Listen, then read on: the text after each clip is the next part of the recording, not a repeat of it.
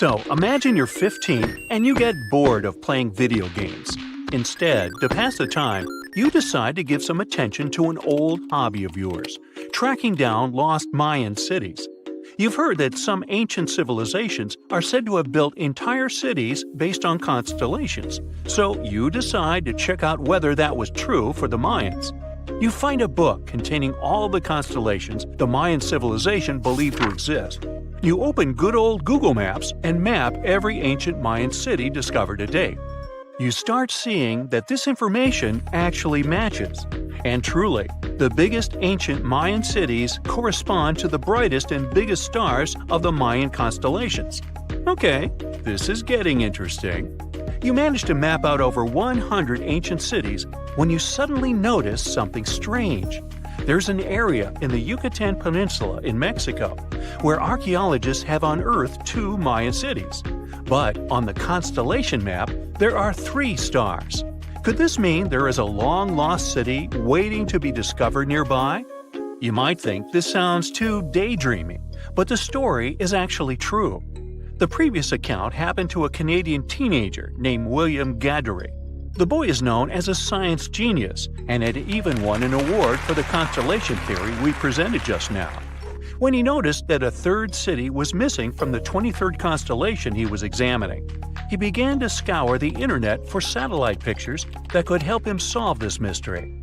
He looked into images from NASA, JAXA, a Japan-based satellite company, and Google Earth. These images were still insufficient to answer his questions, so he reached out to a friend inside the Canadian Space Agency. His friend provided him with state-of-the-art satellite imagery that gave him the answer he was looking for. According to the images, there is a large square area right on the border of Mexico and Belize, which looks like the remains of a city. William took the images to a remote sensing expert known as Dr. Armand Larocque from the University of New Brunswick. They studied the images thoroughly and concluded that the area could be housing 30 buildings and even a large pyramid.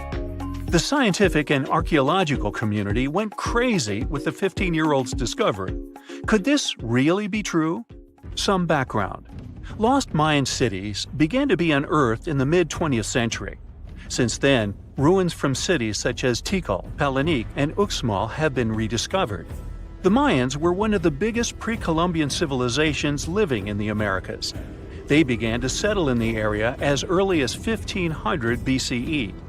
Experts believe that, at its height, the Mayan civilization consisted of over 40 cities with a population of millions of people.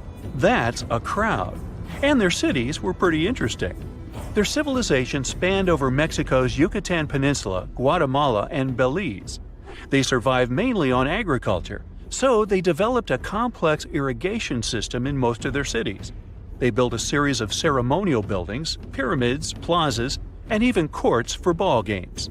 The Mayans were keen pyramid builders, but they also developed an advanced astronomical system.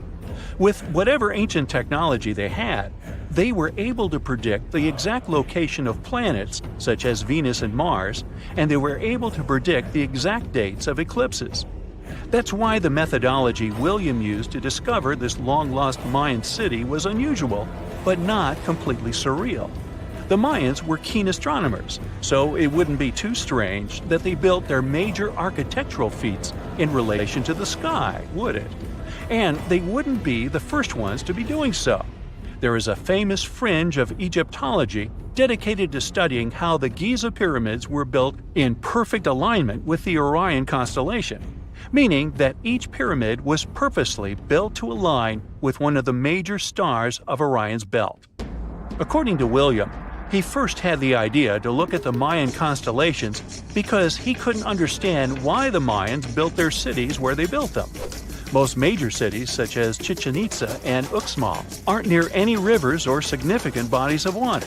Instead, they're built on marginal lands and on top of mountains, which confused the 15-year-old. His next thought was that it might have something to do with astronomy. William named the new city he discovered Mouth of Fire, which is also my nickname, and he even won a merit award for his hard work. However, his theory was very much contested inside the archaeological community, and many Mayan experts work to debunk Williams' findings. Some archaeologists say that constellation theories are too unscientific. Anthony Aveni, a renowned anthropologist and astronomer, referred to Williams' methodology as an act of creative imagination. He explained that there is no way to be sure what the Mayan constellations really were. It's all just hypothetical. Another debunking of Williams' findings came from Mayanist David Stewart, who said that the object identified on the satellite imagery is nothing but an old cornfield. His claim was supported by an expedition that took place near the area in 2021, when the archaeologists present reported there was nothing at all in this area. Still, a 15-year-old boy almost found a long-lost Mayan city, which is pretty exciting if you ask me. Similar techniques as those used by William are actually being used to unearth lost civilizations all over the world. According to space archaeologist Sarah Parquet, satellite imagery has been a key player in discovering ancient cities in Egypt and other places. Sarah herself spends most of her days scouring images for any sign of where there could have been cities long ago. What happens, she says, is that any time you have something buried, it's going to be covered either by vegetation, soil or sand, or some other modern construction on top of it. In order to assess whether there is something hidden under large canopies of vegetation or not, she uses infrared technology, for instance. A major recent discovery in Brazil was done in a similar way. Satellite imagery detected a network of trenches dating back to 200 to 1200 CE. These suggest settlements that could have supported around 60,000 people. But in this case, the satellite imagery did indeed correspond to what was on the ground. Researchers from the University of Florida found several mounds that were accompanied by ditches and geoglyphs. Archaeologists also found remnants of carefully designed walls, centered around plazas, much like the type of construction done by the ancient Mayans. Advances in satellite tech have also shed new light on long-discovered ancient Mayan cities, such as Tikal. Located in the heart of the Guatemalan jungle, Tikal is believed to have been the capital of the ancient Mayan Empire. At its height, it was comparable in importance to cities such as London or New York in today's world. It was composed of a series of complex monuments, many of them believed to have been the resting places of kings and chiefs. Tikal is already known to have been big, but recent discoveries show it could have been even 3 times larger than what scientists originally believed. The main discovery revolves around a fortification on the outskirts of the city, indicating how far the original city stretched. And new discoveries still take place. In 2017, researchers also unearthed new clues regarding the potential causes of the decline of the Mayan civilization. Using data from a site in Cebu, located 62 miles southwest of Tikal, scientists analyzed radiocarbon data from ceramics and archaeological excavations to extract new information about the sudden demise of this great civilization. The information shows that, instead of a sudden collapse, the Mayans most likely collapsed in waves of social instability and political crises. These events are believed to have deteriorated Mayan city centers and began causing the dispersion of the Mayan population. Wow, it seems like it's a prime time to uncover ancient ruins. What do you say? Will you give it a try as well? Imagine discovering an ancient city without leaving the comfort of your home. In 1963, a man in the Nevşehir province of Turkey did exactly that. He was renovating his house. He knocked down a wall in his basement and found a mysterious room. He continued digging and saw a tunnel. This is how Derinkuyu underground city was found. Derinkuyu is one of the deepest multi-level underground settlements of Cappadocia and in all of Turkey. This engineering masterpiece has 8 levels. The inhabitants living on those floors had access to cellars, storage areas, chapels, a school, a study room, and other structures. All floors are connected by an extensive network of tunnels.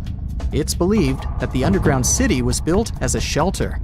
You can't see the construction from the outside. Its depth is approximately 279 feet. The complex was large enough to shelter about 20,000 people, plus their livestock and food supplies. There's also a 180-foot ventilation shaft. People used it both for ventilation and as a well. The well supplied water both to the villagers living on the surface and to those hiding in the underground city. Interestingly, those living on the bottom levels were able to cut off the water supply for the upper and ground levels. This kept the water safe from potential poisoning. The place was designed for protection. The tunnels could be blocked from the inside with huge round rolling stone doors. The passageways were extremely narrow. Potential invaders had to enter the tunnels one at a time. Seems like they thought of everything in the 7th century BCE. Archaeologists believed the Phrygians were the ones who first built the levels. After them, the structure was used and enhanced in Roman times. This was when the chapels were added. The golden time of Derinkuyu, however, was during the Byzantine era. But how did these people manage to create such tunnels? Well, the rock they carved them into wasn't usual. It was soft volcanic rock. It appeared due to a geological process that began millions of years ago. Volcanic eruptions covered the area in thick ash. It then solidified into this soft rock. When the natural forces of wind and water eroded softer parts, only hard elements remained. Fun fact, fairy chimneys are also made of intricately shaped volcanic soft rock, but they formed naturally without any human intervention. I'm still in Turkey, but this time, my destination is Çanakkale, where a myth came to life. For 3,000 years, people believed that Homer's Iliad was fiction and that Troy never existed. In 1863, everything changed. Expatriate Frank Calvert discovered ancient ruins in western Turkey. He was convinced they belonged to the ancient city of Troy. Heinrich Schliemann examined this area in 1868. That's when Troy saw sunlight again after all those centuries. Troy has complex layers. Over the years, 9 ancient cities were built on top of one another. Historians say that the area was strategically located between Europe and Asia, so it became a prosperous trade and cultural center. This strategic position made Troy attractive throughout history. After the Trojan conflict, the city was abandoned between the years 1100 to 700 BCE. Then Greek settlers rediscovered the area, and Alexander the Great ruled there. The Romans then invaded the city. Speaking of this event, the first thing you would see when visiting the site is a replica of the wooden Trojan horse from a movie shot in 2004. The next stop is Lothal. In the 1950s, Lothal and several other Harappan sites were discovered in India. These new provinces extended the boundaries of the Indus Valley civilization. Lothal was an important part of the Harappan civilization. It had vast cotton and rice fields. Plus, it had a bead-making factory. Beads were made from semi-precious stones, like agate. Many of these beads were later found in Mesopotamia, which serves as evidence that Lothal was a thriving trading port. Archaeologists believe that the city was part of an ancient trade route. Traces of agriculture? Check. Traces of trade? Check. What else? The remains of residential buildings, streets, bathing pavements, and drains. Some real city planning, and impressive examples of early urbanization. The town was well constructed. There were modern houses. Some of them had 6 rooms, bathrooms, a large courtyard, and even a veranda. Lothal also had the world's oldest known dock. It linked the city with the Sabarmati River and the trade route. The ancient Mayan city of Calakmul is located in southern Mexico in the tropical forest of the Tierras Bajas. From 500 CE to 800 CE, Calakmul was home to over 50,000 people. There was a central plaza surrounded by outer districts. And if we count both the inhabitants of all those outer areas and those who lived in the center, Calakmul had a population of more than 1.5 million people. It was a city that was habitable for 12 centuries. It's believed that the place had more constructions than any other excavated Maya settlements in the region. After 1000 CE, the Maya civilization there faced a downfall. The settlement that was once the center of Mesoamerica was almost completely abandoned. The ancient city was at the heart of the second largest tropical forest in America. The site is well preserved, so today, if you were to visit it, you would be able to picture what life looked like in ancient Mayan times. The city remains include architectural complexes and sculpted monuments, defensive systems, quarries, water management features, agricultural terraces, massive temple pyramids, and palaces, not to mention a variety of body ornaments and other accompanying objects. It proves that complex, state-organized societies lived in this tropical forest. The Mayans depicted nature in their paintings, pottery, sculptures, rituals, and even food. I'm moving on to a place people thought didn't really exist. The city of Thonis-Heracleion appeared only in a few inscriptions and ancient texts.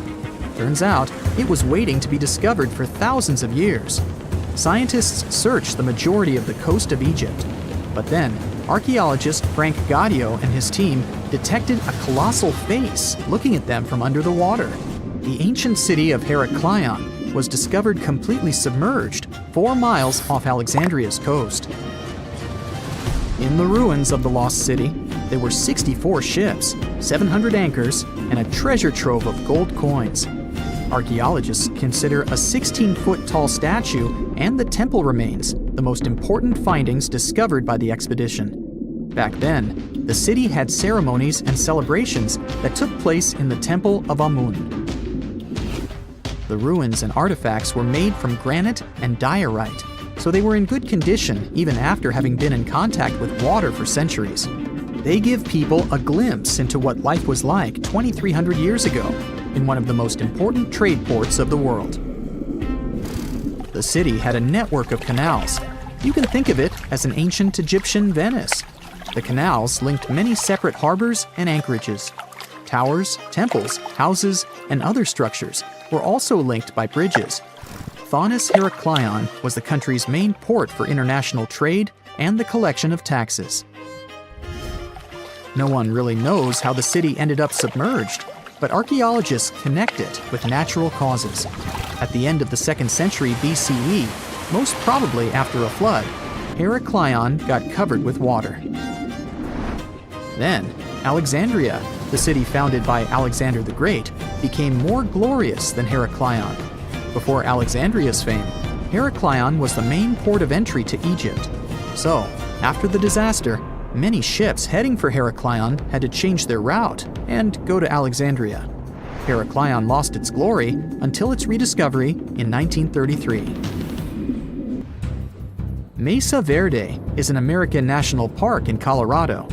The park is the largest archaeological preserve in the U.S., with more than 5,000 sites, including 600 cliff dwellings. Mesa Verde means green table in Spanish. The name comes from the shape of the mountains in the area, with flat tops and steep sides. The park is an ancestral Puebloan archaeological site. Starting from 7500 BCE, a group of nomadic Paleo-Indians seasonally lived in Mesa Verde. They were hunters, gatherers, and crop farmers. They built the first pueblos in the region. By the end of the 12th century, the Mesa Verdeans began constructing massive cliff dwellings, which are now the best-known structures in the park. Ever since Plato wrote about the allegory of Atlantis, humanity has been fascinated with the possibility of the discovery of a thriving underwater civilization. Fancy joining me on a trip to a few historic underwater sites? Let's see what we can find out about ancient civilizations. The first one on our list is what is being called the underwater Stonehenge. Scientists have recently discovered a mysterious pile of cairns that stretch for miles under the shimmering waters of Lake Constance at the borders of Switzerland, Germany, and Austria. Archaeologists began to explore the site back in 2015, and they haven't been able to understand yet what it was actually used for. What they do know is that there is a 12-mile line of 170 human-made stone cairns under Lake Constance. Scientists say this was most likely the result of a combined work of several villages. The cairn site was probably used for some collective purpose. The formations are huge, Some of them are several dozen feet wide. The most amazing discovery so far is that the site dates back to around 5,500 years ago. Now, what were we humans doing back then? We were living in the prime years of the so-called Stone Age. We were beginning to make artifacts from stone and use them to hunt and eat. Can you imagine what a knife and fork might have looked like back in those days? It's no coincidence that scientists call this site the underwater Stonehenge, though. Both sites are believed to have been built around the same period of time. You see, Stonehenge dates back to around 3100 BCE. Both sites carry the distinct characteristic of stone monuments built in a circle. Not to mention the fact that scientists also haven't figured out why on earth our early ancestors would feel the need to build a monument such as Stonehenge. Well, the mystery of Lake Constance hasn't been solved yet. Who were the Neolithic people from this area? And for what purpose did they go through such an amount of work and effort to build this huge stone site? Next, we're taking you on a tour of the Ryukyu Islands just off the coast of Japan. You're diving deep down to an archaeological site. But I should warn you, the waters of the Pacific Ocean are far from smooth. It doesn't take long before you see a huge structure, thanks to the sunlight shining down on the seabed. At first, it looks like Machu Picchu's ruins located across the globe in Peru. As you approach the site, you slowly figure out its forms. A pyramid-shaped structure, arches, staircases. It's something that could have easily been a palace or a castle. Could this be a sign of human activity? What you've just seen is known today as the Yonaguni Monument. It also goes by the name of Japan's Atlantis. The entire monument is about the size of 5 soccer fields and the height of a 5-story building.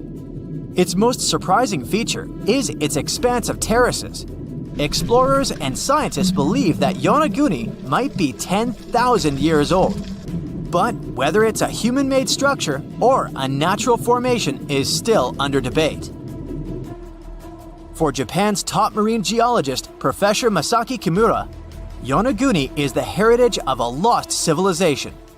Kimura has dived to the bottom of the ocean to explore the ruins over 100 times over the past 10 years. According to him, there are clear signs of human activity down there. On the monument's surface, there is a triangle-shaped concave that is a historical symbol of water fountains in the region. There's also a giant turtle carved on the eastern side of the structure. And, according to Kimura, turtles have an important cultural meaning. Several pieces of stone tools have been recovered from the site. Their estimated age is around 10,000 years. However, not all scientists support this theory. For many, Yonaguni is the result of thousands of years of erosion. The fact that the monument is composed of one massive rock leads them to believe it's not human-made. The defined edges and flat surfaces resemble a natural formation in Northern Ireland, known as the Giant's Causeway. The basalt columns look like the ruins of a palace, but they're actually the result of volcanic activity in the region. Now, you're flying to the coast of Greece, 4 hours away from Athens. More specifically, you're in the Peloponnese Peninsula. You dust off an old snorkel and head for a free dive on a bright sunny day. Sometime into the dive, you start noticing patterns on a seabed. 13 feet below the surface, outlines of familiar objects start to appear, one by one. As you continue swimming, what looks like the outline of an entire city emerges in front of your eyes. Are you wondering how water could have taken the whole city? Rocks are perfectly aligned into what appears to be the foundation of a building. This is Pavlopetri, an ancient city you've probably heard about for the first time. It was discovered by Nicholas Fleming, a British oceanographer, when he was on vacation in Greece. He had heard rumors about Pavlopetri's existence and indeed found several artifacts on the seafloor. He went back to the area a year later with the team. they found a site filled with pots, storage vessels, and tools. A kernstone, for instance, is a tool used for grinding grains and turning them into flour. Multiple amphoras indicate that this settlement dates back to the Bronze Age, 5,500 years ago, when people started living in towns. The settlement is believed to have existed for over 2,400 years. Today, Pavlopetri is considered the oldest submerged town ever discovered, and what's impressive is that it wasn't a simple village. It was a vibrant port city with stone buildings, a marketplace, streets, and even squares. The next stop on our voyage is one of today's most famous underwater cities that has been turned into an archaeological park. The city of Port Royal in Jamaica exists only below the surface, but in 1692 it was one of the wealthiest cities in the Western Hemisphere. Port Royal was the center of the British Empire at the time and an important trade city that attracted people from all over the region. It was also home to real-life pirates of the Caribbean. On the morning of June 7, 1692, the people of Port Royal met a different fate than they had probably expected. The city woke up shaking. People were thrown out of their beds by the power of a massive earthquake, ranking 7.5 on a Richter scale. One survivor said he had seen Earth opening up and swallowing the whole town. What he said could be true, as the city was mainly built on sand. The ground swallowed buildings, roads, you name it. Geysers erupted, and finally, waves as big as 10-story buildings hit the city. About 33 acres of the city disappeared under the water. Amazingly, most of its 17th century remains are still in good condition under 40 feet of water. Archaeologists have found taverns, storage rooms, kitchens, and recreational buildings used for diverse purposes. You can also see a grand lion statue, a submerged bridge, and many picturesque arches. Of course, I saved the best for last: India. Just off its coast lies another sunken marvel. A site known as the Lost City of Cambay is located in the Gulf with a similar name. It remained undiscovered until 2001, when the National Institute of Ocean Technology made a routine water assessment. With the help of sonar technology, which sends a wave sound to the bottom of the sea, they found something far beneath the surface. Images showed well-defined geometric shapes spread along a 5-mile stretch. The remains date to more than 9,500 years ago, meaning this civilization was lost at around the end of the Ice Age. Debris recovered from the site included construction material, pottery, beads, sculptures, and even bones. Scientists argue whether these artifacts are indeed from the site, but if they truly are, then the lost city of Cambay might be the oldest civilization in the world. Behind those huge steel doors is one of the most guarded places on Earth. It's known as Site R, or the Raven Rock Mountain Complex. You'll find it in Pennsylvania. The construction is 60 stories underground and is said to be a safe place for people in case of a natural or human-made disaster. There's not a lot of information online about this mysterious place, but what we do know is that it's equipped with 38 communication systems. It's obviously not available for visits via Google Earth, but you can catch a quick glance at the 2 gates that face the complex. Vatican City is one of the most famous enclaves on Earth, and it's certainly worth a visit due to its wonderful architecture and vast list of art pieces to check out. One place, however, will always be off limits for visitors: the Vatican's secret archives. They have some of the oldest and rarest books on Earth. These archives are available only to a limited number of people, and since they have been visited by a small number of people so far, they also trigger a lot of weird theories. For example, that there may be books proving there's life outside our planet. If you're fascinated by shipwrecks, you'll be interested to know that one of the largest wrecks you can see on Google Earth is on North Sentinel Island, India. It used to be called the SS Jassim. It was a Bolivian ferry that sank in the area back in 2003. The reason why people can't visit it physically isn't because of the ship itself, but because the island is home to the world's most dangerous tribe. We don't really know how many people live there, but it was estimated that between 50 to 400 people call this place home, and they really don't like tourists. No person that tried to reach them survived. Also, to protect them, their privacy, and their special status, the island is closely monitored by the Indian authorities. That's mostly because it's believed the locals don't have any immunity to modern diseases, so being in contact with foreigners might be dangerous for the tribe's people, since they've never seen the outer world. A huge pink bunny appeared seemingly out of nowhere in the Italian Coleto Fava Mountains back in 2005. Besides the locals, some people stumbled upon it online too. They were puzzled by the discovery. Unfortunately, that 200-foot-tall bunny is completely gone today. You can still find the images of it online though. The unusual object was designed by artists from Vienna. They encouraged tourists to climb, jump, or even take a nap on top of the large rabbit. The whole purpose of the project was to allow people to experience what it would be like to live as smaller creatures. The bunny didn't have any removal date at the time it was placed there and was expected to last at least until 2025. But Mother Nature had other plans. A Japanese artist decided to move back to her little home village named Nagoro. But she soon found out that most of her neighbors were moving to bigger cities. To deal with loneliness, she started putting together scarecrow-like dolls, or kakashi, and placing them all over her garden. She didn't stop there though.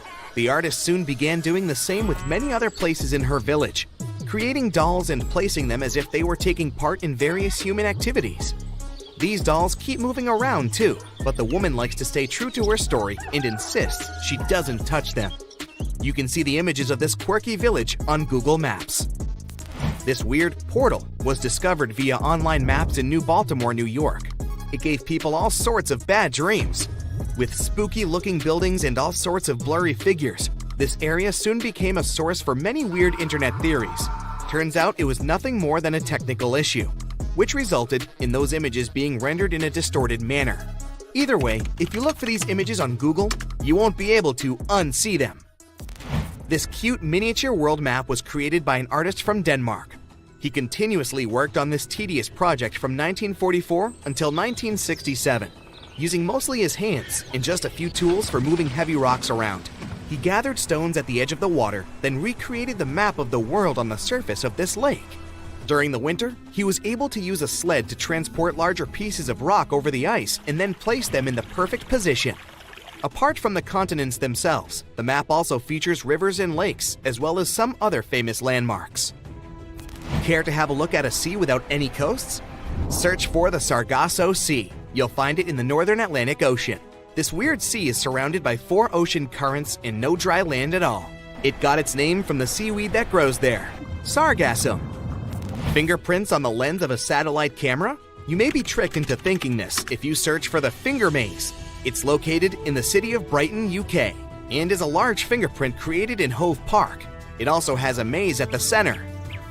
It can be really hard and time-consuming to look for wild animals on Google Earth, but the Geo browser does have a nice feature that can help if you're eager to see hippos and flamingos in their natural habitat.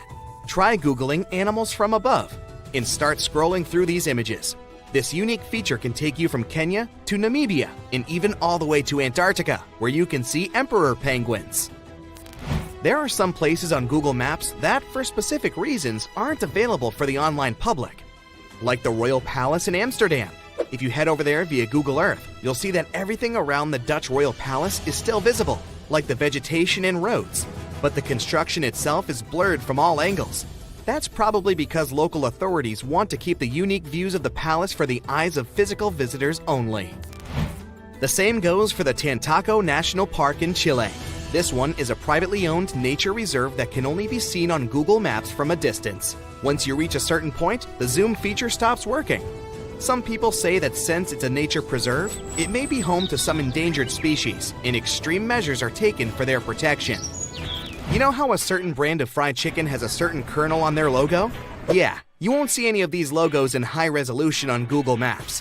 That's because the online map uses specific algorithms to detect people's faces and blur them out. As you can see, it's not always really that accurate. It's called Snake Island, and the Brazilian authorities prohibit people from visiting it. For good reason.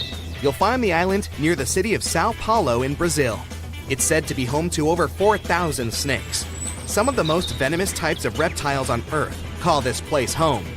If that's not creepy enough, how about that some of them are so dangerous that a small drop of their venom can permanently damage the human skin? You can see the shape of the island on Google Earth, but the more you zoom in, the blurrier it becomes. Here's another cool thing you can do on Google Earth: time travel.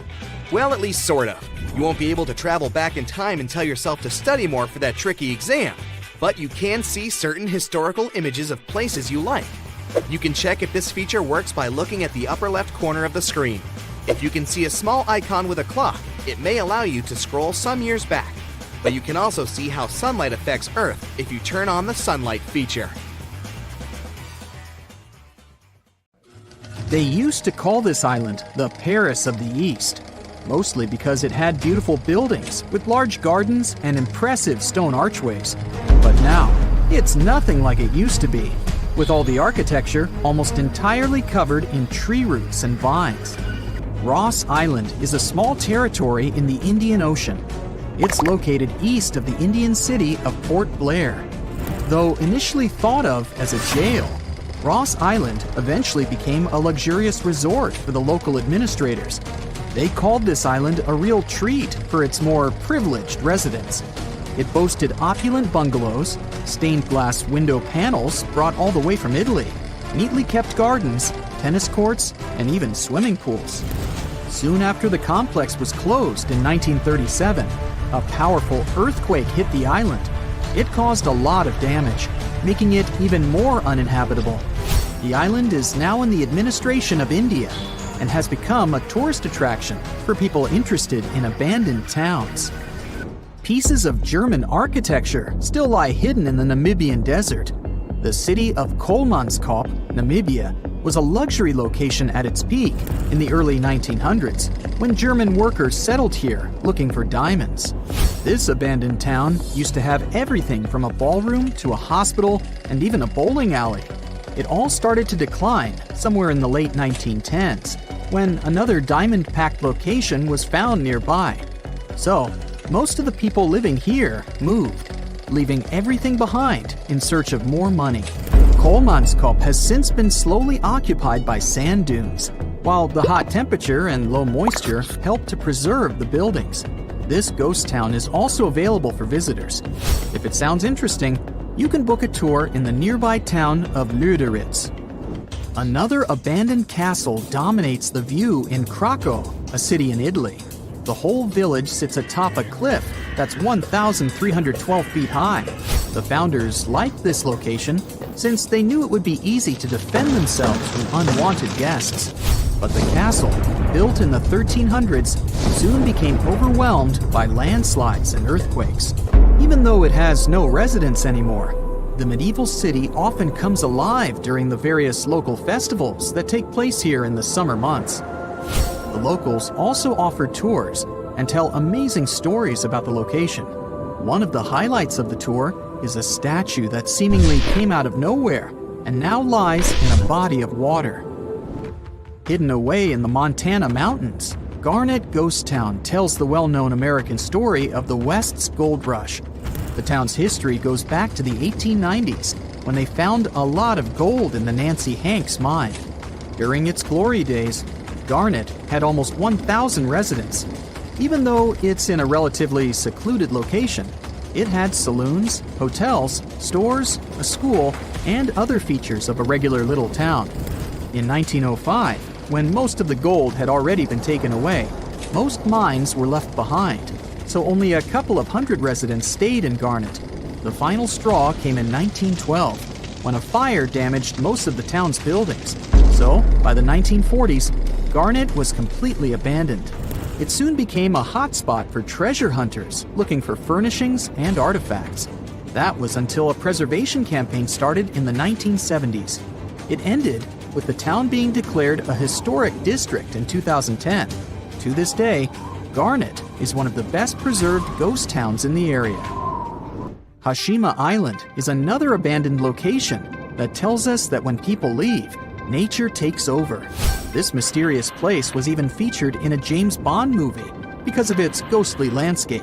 It used to be a well-known spot in Japan for undersea coal mines, as it was opened in 1881. In 1959, at its peak, there were over 5,000 people living here, including mine workers and their families. As soon as the mines started going dry, sometime in 1970, people started to slowly depart the island, leaving it completely abandoned in 3 months.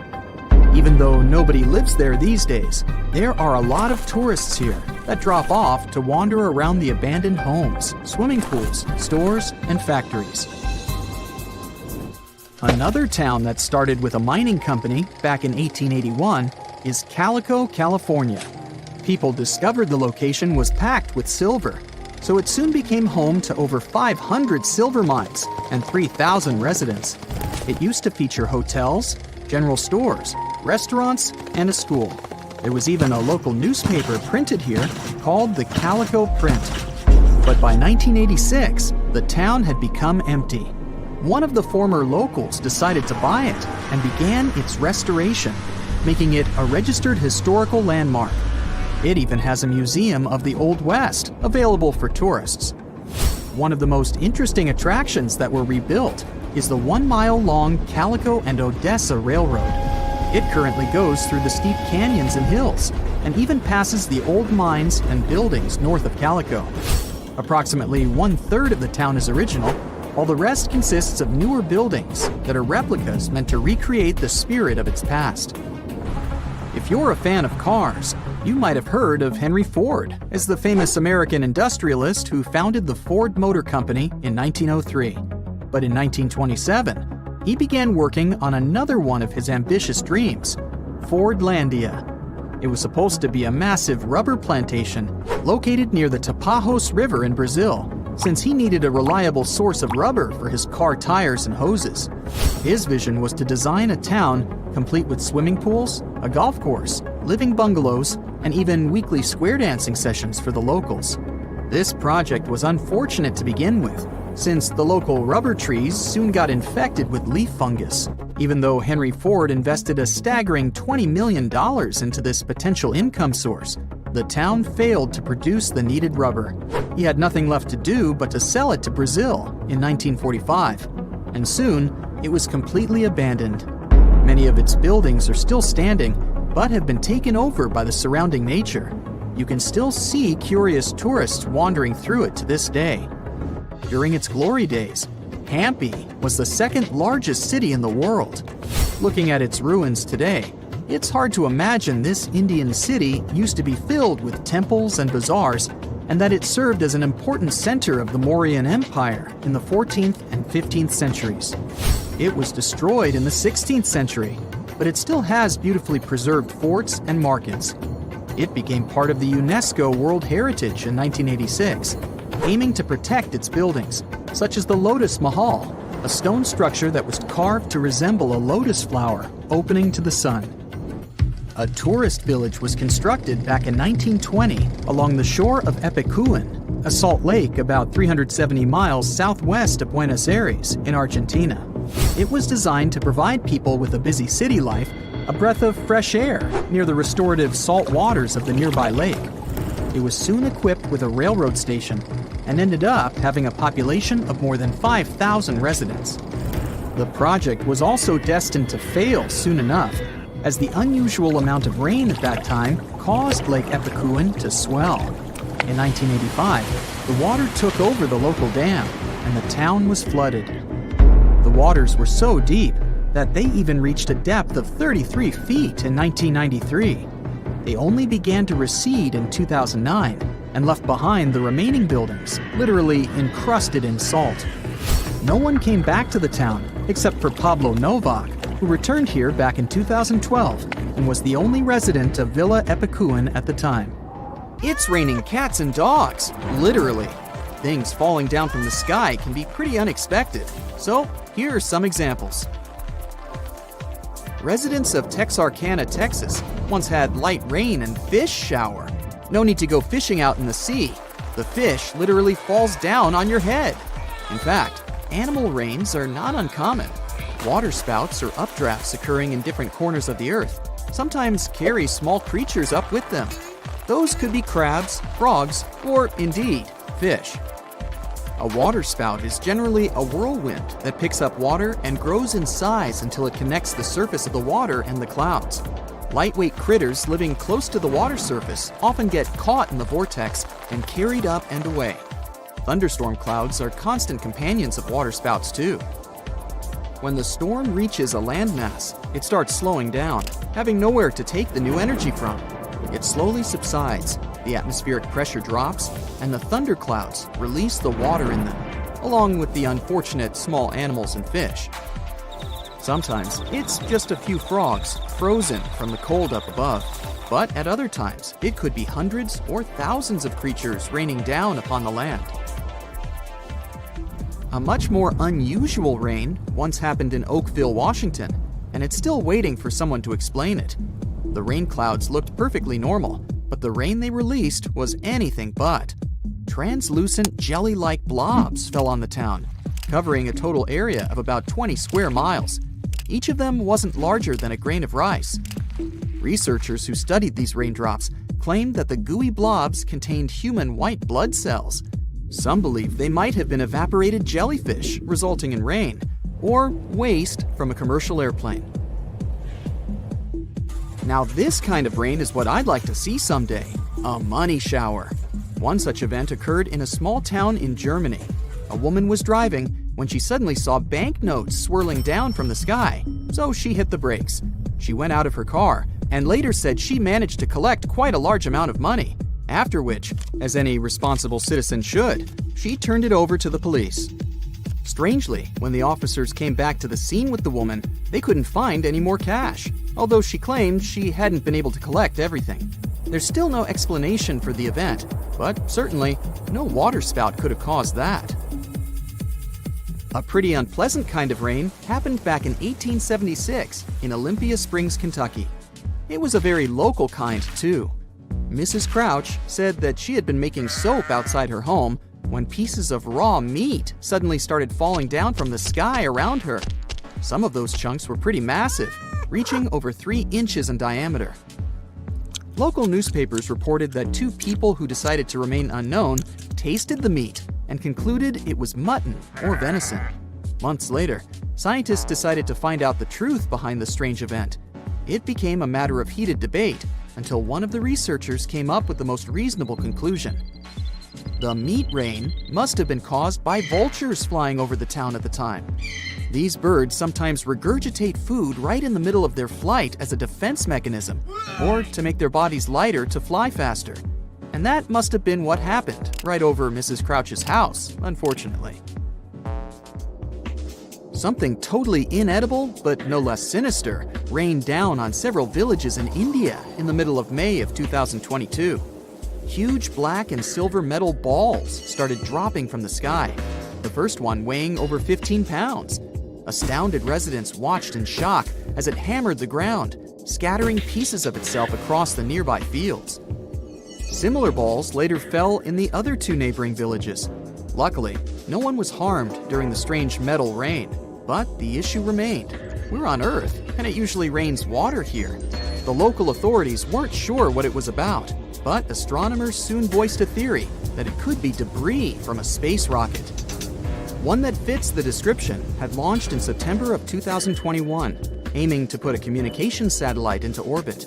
Upon its re-entry into the atmosphere, it might have been damaged, causing several chunks of it to detach and fall down on the ground in India. Sometimes it rains birds, too. One such event occurred in Arkansas in 2010. Weather conditions might cause things like that to happen, but there are simpler reasons too. Loud noise and confusion, or even collisions with aircraft. In the case of Arkansas, it was the noise and flashing lights from the New Year's Eve fireworks. The show startled thousands of birds and made them start into the air. They were panicking and disoriented, so they collided with buildings, cars, and trees. Many of them eventually fell to the ground, making lots of people believe it was actually raining birds. Now, if anything could startle me out in the sky, it's a rain of spiders. And if you wonder whether it's a real thing, well, yes, it is. In Australia, spider rains actually happen. They even have a name for this: ballooning. It goes like this. Spiders that can balloon climb up trees and tall bushes, trying to reach the highest point available in the area. When they've climbed up to the very top, they spin their web in such a way that it allows them to be carried by the wind. And there it goes, clutching the strands of the web with its tiny little feet. The brave spider lifts off into the air and flies to whatever awaits it out there. Normally, ballooning goes unnoticed by us humans because spiders don't travel in large groups. You might have a shocking experience when a spider suddenly lands on your face out of nowhere, but otherwise, it's a rare occasion to meet more than 2 ballooners at once. Still, when the weather gets particularly bad, with lots of rain or wind, thousands or even millions of spiders might decide it's time. Remember waterspouts? Well, those things can lift not only fish and frogs into the sky and make a spectacular show of them falling back on the ground. Golf balls sometimes become their cargo too. And I'm not speaking of golf ball-sized hail, but actual balls. The town of Punta Gorda in Florida witnessed a rain of golf balls in 1969. Newspapers reported dozens upon dozens of those things pummeling the ground and buildings for a short while. Since it's a coastal town with lots of golf courses, it wasn't hard to explain the event. A waterspout must have formed near the shore, traveled to some course, grabbed a few dozen golf balls, and then released them over the town. Rain can be pretty refreshing, as long as it's not mud rain. On April 12, 1902, the town of Easton, Philadelphia experienced an unusual shower. It made all those unfortunate enough to go outside take an actual shower and wash their clothes to boot. The raindrops looked dirty to the eye, and they were. People, buildings, and streets looked really wanting to take a good bath after it stopped pouring. The witnesses reported a considerable amount of dust in the air before the rain started, which probably explains the event. In 2011, a town in Scotland saw another weird rain variety. It was showered with worms. The rain didn't cover a large area. It seems only some local academy students were unlucky enough to get invertebrates falling on their heads while playing soccer. There was a significant change in the weather at the time, so scientists believe it might have resulted from some meteorological anomaly. It was April 10, 1912. Richard had just departed from Southampton, England, aboard the most famous ship of the time, dubbed the Unsinkable. Since he had just witnessed a near collision with the SS City of New York, he decided to write to his wife and report the unfortunate and frightening event. "My dearest Sal," he wrote, "we got away yesterday after a lot of trouble." Little did he know that a mere 4 days later, both his pen and the ship he was on would be lost forever at the bottom of the North Atlantic Ocean. Was this some sort of bad omen? Did Richard actually foresee what was about to happen to the ship he was on? In case you haven't figured it out by now, Mr. Richard Geddes was aboard the Titanic on the day that he wrote the letter to his wife. On April 14, 1912, the ship seemed to have been lost forever. Along with it, so many secrets and treasures have settled at the bottom of the ocean. It took until 1985 for the Titanic's wreck to be finally rediscovered using state-of-the-art sonar technology. Ever since then, they've managed to recover thousands of items from the Titanic, and many of them went on display or auction. Things like jewelry, a life jacket, a menu from the ship's restaurant, or even a sample square of carpet from the first-class stateroom have all captivated the public's attention, just like the many stories of the people on board. Scientists have even tried to come up with strategies to get the Titanic back up altogether to properly study it and stop it from getting more and more damaged at the bottom of the ocean. Some have suggested filling the wreck with ping pong balls to make it float, while others even considered injecting it with 180,000 tons of Vaseline. Another idea was to use 450,000 tons of liquid nitrogen to trap it in an iceberg that would float to the surface. But they eventually had to let go of all these potential strategies, since the Titanic is way too fragile to ever be recovered. The Titanic may be one of the most interesting ships lying at the bottom of the ocean, at least in popular culture, but deep-sea divers have a lot of other stories to share. planes also sometimes find their way to the bottom of the ocean. Deep-sea divers in Oahu, Hawaii, came across the wreckage of an F-4U Corsair plane. It seems to have crashed into the ocean in 1946, as it didn't have sufficient fuel. If you can dive deep enough, you might even stumble upon statues and lost artifacts, like those found in the world's only underwater archaeological park off the coast of Naples, Italy. It features the ruins of the ancient Roman city of Baia. The underwater statues found here are breathtaking, to say the least. In an ironic twist of events, some of the equipment we intended to use to get us to the moon was lost at the bottom of the sea for a very long time. But how did that happen? Beginning from the late 1960s and ending in the early 70s, many Apollo rockets were launched to orbit the Earth and the Moon. When reaching altitudes of about 38 miles, the first portion of the spacecraft, including the engines, needed to separate. People thought these components got destroyed or lost forever. But were they really? In 2012, a team of specialists discovered a bunch of rocket engines 14,000 feet off the coast of Florida. They have since gone through a 2-year renovation plan and are now on display at Seattle's Museum of Flight. Can you imagine stumbling upon a whole city underwater? Back in 2001, a lost city was discovered in the Gulf of Cambay, off the coast of India. Some archaeologists believe it to be the oldest city in history. By comparison, it's almost the size of Manhattan and features massive walls and even plazas. They stumbled upon pieces of sculpture, artwork, and even what looked like ancient wooden furniture, believed to date back up to 9,500 years ago and 5,000 years older than any city previously discovered. Okay, how about an underwater river? I can't even imagine what that would look like, but some deep divers claim to have seen it south of Tulum, Mexico. Is that even possible? Well, not really, since the Cenote Angelita Cave is not a true river, but a very special type of optical illusion. It's formed by a halocline, meaning a cloud of hydrogen sulfide at the bottom of this underwater cave. Turns out you can actually swim right through this cloud, which makes you feel like you're swimming through a flowing body of water. Not all things discovered underwater are inanimate objects. Some of them are actually quite scary sea creatures. A jellyfish might not be on your list of things to look out for if you can avoid the stings. But this giant one, also known as a lion's mane jellyfish, is the largest known species of its kind.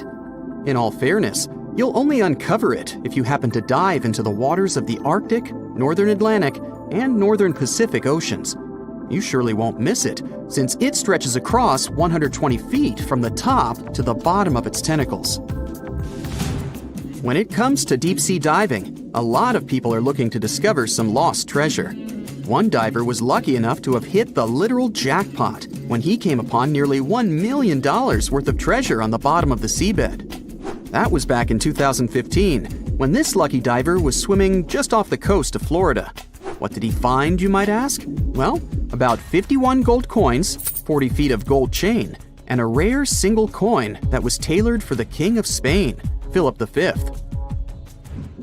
Speaking of people looking for lost treasures, divers also sometimes found pirate ships. They discovered one of these pirate shipwrecks in 2015 off the coast of Colombia. It dates back to the 18th century. The value of this forgotten ship was estimated to be between $4 billion and $17 billion, as it contained treasures, precious stones, gold, and countless other really valuable items. By comparison, a whole island in the Bahamas is up for grabs at $75 million. A computer is the last thing you'd ever expect to discover underwater, right? And this was no regular computer, but an ancient one. And yet, someone stumbled upon it between 1900 and 1901 on the spot of a shipwreck located off one Greek island. Researchers believe this weird stone contraption to be the earliest form of a computer. It was designed to serve many purposes, such as predicting astronomical positions and eclipses on the calendar. Since humanity lost most of the technology used back then, it was wonderful to rediscover it so many years later. It let us piece together many of the ancient Greeks' accomplishments. The computer is now at the National Archaeological Museum of Athens, should you ever want to check it out in person. This has to be one of the most mysterious places on Earth. It's called the Mariana Trench, and it's the deepest part of the Earth's oceans. We really don't know how deep it is, since it's so difficult to measure. But it's somewhere around 7 miles deep and 5 times longer than the Grand Canyon. They first studied this massive underwater hole back in 1875 using a weighted rope. Back in 2012, a Canadian film director named James Cameron reached the bottom of the trench in the submersible vessel Deep Sea Challenger. Some of the most bizarre creatures on the planet call this place their home, including the Dumbo octopus, the sea cucumber, and the goblin shark. The Mariana Trench took its name after the nearby Mariana Islands, which are named Las Marianas in honor of the Spanish Queen Mariana of Austria. A strange lake appeared in India 52,000 years ago. It was formed here literally out of nowhere. I recall it was a Wednesday. Anyway, for tens of thousands of years, people came up with various scary stories about the lake. Some locals believe this place was cursed. Others think that the lake's bottom hides the gateway to the underworld. But those are all legends. The real reason for the appearance of this Lonar Lake is even more surprising. At first, scientists were sure that the lake was an ancient crater of a long-extinct volcano. It's in a balsam field made of 65-million-year-old volcanic rock. But then, geologists conducted a detailed analysis of the soil and water and found that Lonar Lake had a space origin. Geologists found a unique glass inside the lake that forms only with a strong impact and energy release. 52,000 years ago, a huge meteorite weighing 2 million tons fell into this place. It was almost 6 times heavier than the Empire State Building. The striking power was so high that the volcanic rock melted and turned into glass. Perhaps the bottom of this lake still contains particles of this giant meteorite that flew to us from the distant space depths. Okay, we have a lake created by a space object more than 50,000 years ago. But even this is not the strangest thing about it. In 2020, the locals noticed that Lonar Lake had turned pink. In just a few days, the salt water mysteriously changed its color. Biologists and geologists immediately took water samples to the Scientific Research Center. The detailed analysis showed that the water contained an increased level of unique microbes. They accumulate on the surface and emit some pink pigment. Soon these microbes settled to the bottom, and the lake became transparent again. Also, rains help the water go back to its usual appearance. These microbes color the lake and make the pink plumage of flamingos even brighter. The birds get food from the Lonar Lake and absorb these pink bacteria. Now, Lonar Lake is a popular place among tourists. But this is not the only thing that may surprise you in India. Our next stop is a small village with about 2,600 people located in a hot rainforest. The locals are very hospitable. They welcome not only tourists, but also one of the most venomous reptiles on the planet. King cobras are crawling in almost every house in this village. Locals are happy to see them as if they were their pets. People share water and food with these animals. They even give the reptiles a special corner where they can relax from the scorching sun. Ah, cobras crawl in houses, schools, and even on the streets. Humans and reptiles are used to each other and feel safe. There has never been a case of a cobra attack in the village. It's the only place in the world where these venomous reptiles live in such harmony with people. Now, imagine a town that consists of many little united villages. The residents are all engaged in agriculture. They know how to extract water from ground rocks, and they bargain well. The town has been thriving for several centuries, and people live happily in it. Then, one day, everything changes. All the residents quickly pack up their stuff and run away from their homes. Overnight, the town becomes abandoned. It is a real story that happened in the state of Rajasthan in 1825. And still, no one knows why the people disappeared from there. The most popular version says that the cruel local ruler collected large taxes from the locals. Then he fell in love with the daughter of the chief of this town and threatened that he would collect extra taxes if the girl refused to be his wife. Citizens decided to support the woman and her father and left their homes in one day. This town is still empty. but the locals from the nearest cities are afraid to approach. Our next stop is the state of Maharashtra. There's a small village there with very positive people. They go to stores, cafes, schools, and banks. Everything here seems quite ordinary, and you wouldn't notice what's so special about this place. But just wait for the night to come. People go to sleep and no one locks their houses. There are no locks at all in this village. The door of any building is always open here. The owners leave the shops, cafes, and libraries open. When locals go to work, they don't lock up their homes either. They don't hide money and jewelry. The reason for this is the complete absence of thefts. The villagers are sure that anyone can get into serious trouble for stealing. According to a legend, about 300 years ago, after prolonged rains and floods, a large black stone slab appeared in the center of the village. This slab symbolized an Indian mythical creature that watched over the locals. At some point, people stopped locking their houses because they knew that no one would dare to commit theft in that creature's face. In 2015, a police station was opened here, but almost no one has reported an incident since then. The building doesn't even have doors because the police don't keep anyone there. Another fantastic place in India is a village in the state of Assam. Hundreds of locals prepare here for an unusual celebration every now and then. They arrange a magnificent wedding ceremony. They set the table, dress up in beautiful costumes, and bring gifts. And all this for the newlyweds. But instead of people, frogs get married here. Locals hold weddings for wild frogs to summon rain. The incredible thing is that the ceremony looks just like a real wedding. The fun can last all day until late at night. Now, there's one dangerous and inaccessible island in India. You can find it in the Bay of Bengal. It's called the North Sentinel. It's a small piece of land that looks like a tropical paradise. But you won't be able to get there. Since 1956, nobody can travel to this place. The Coast Guard is always sailing around and patrolling the area. The reason for this is the local Sentinelese tribe. This tribe lives isolated from the whole world. They don't know about modern technologies, the internet, or television. For centuries, the Sentinelese have lived on their own, away from civilization. And the people from India want to keep it that way. Anyone who approaches their island is welcomed by the tribe with a flurry of spears and arrows. And it doesn't matter if you're coming by boat or helicopter. Another reason why you can't get on the island is the Sentinelese immune system.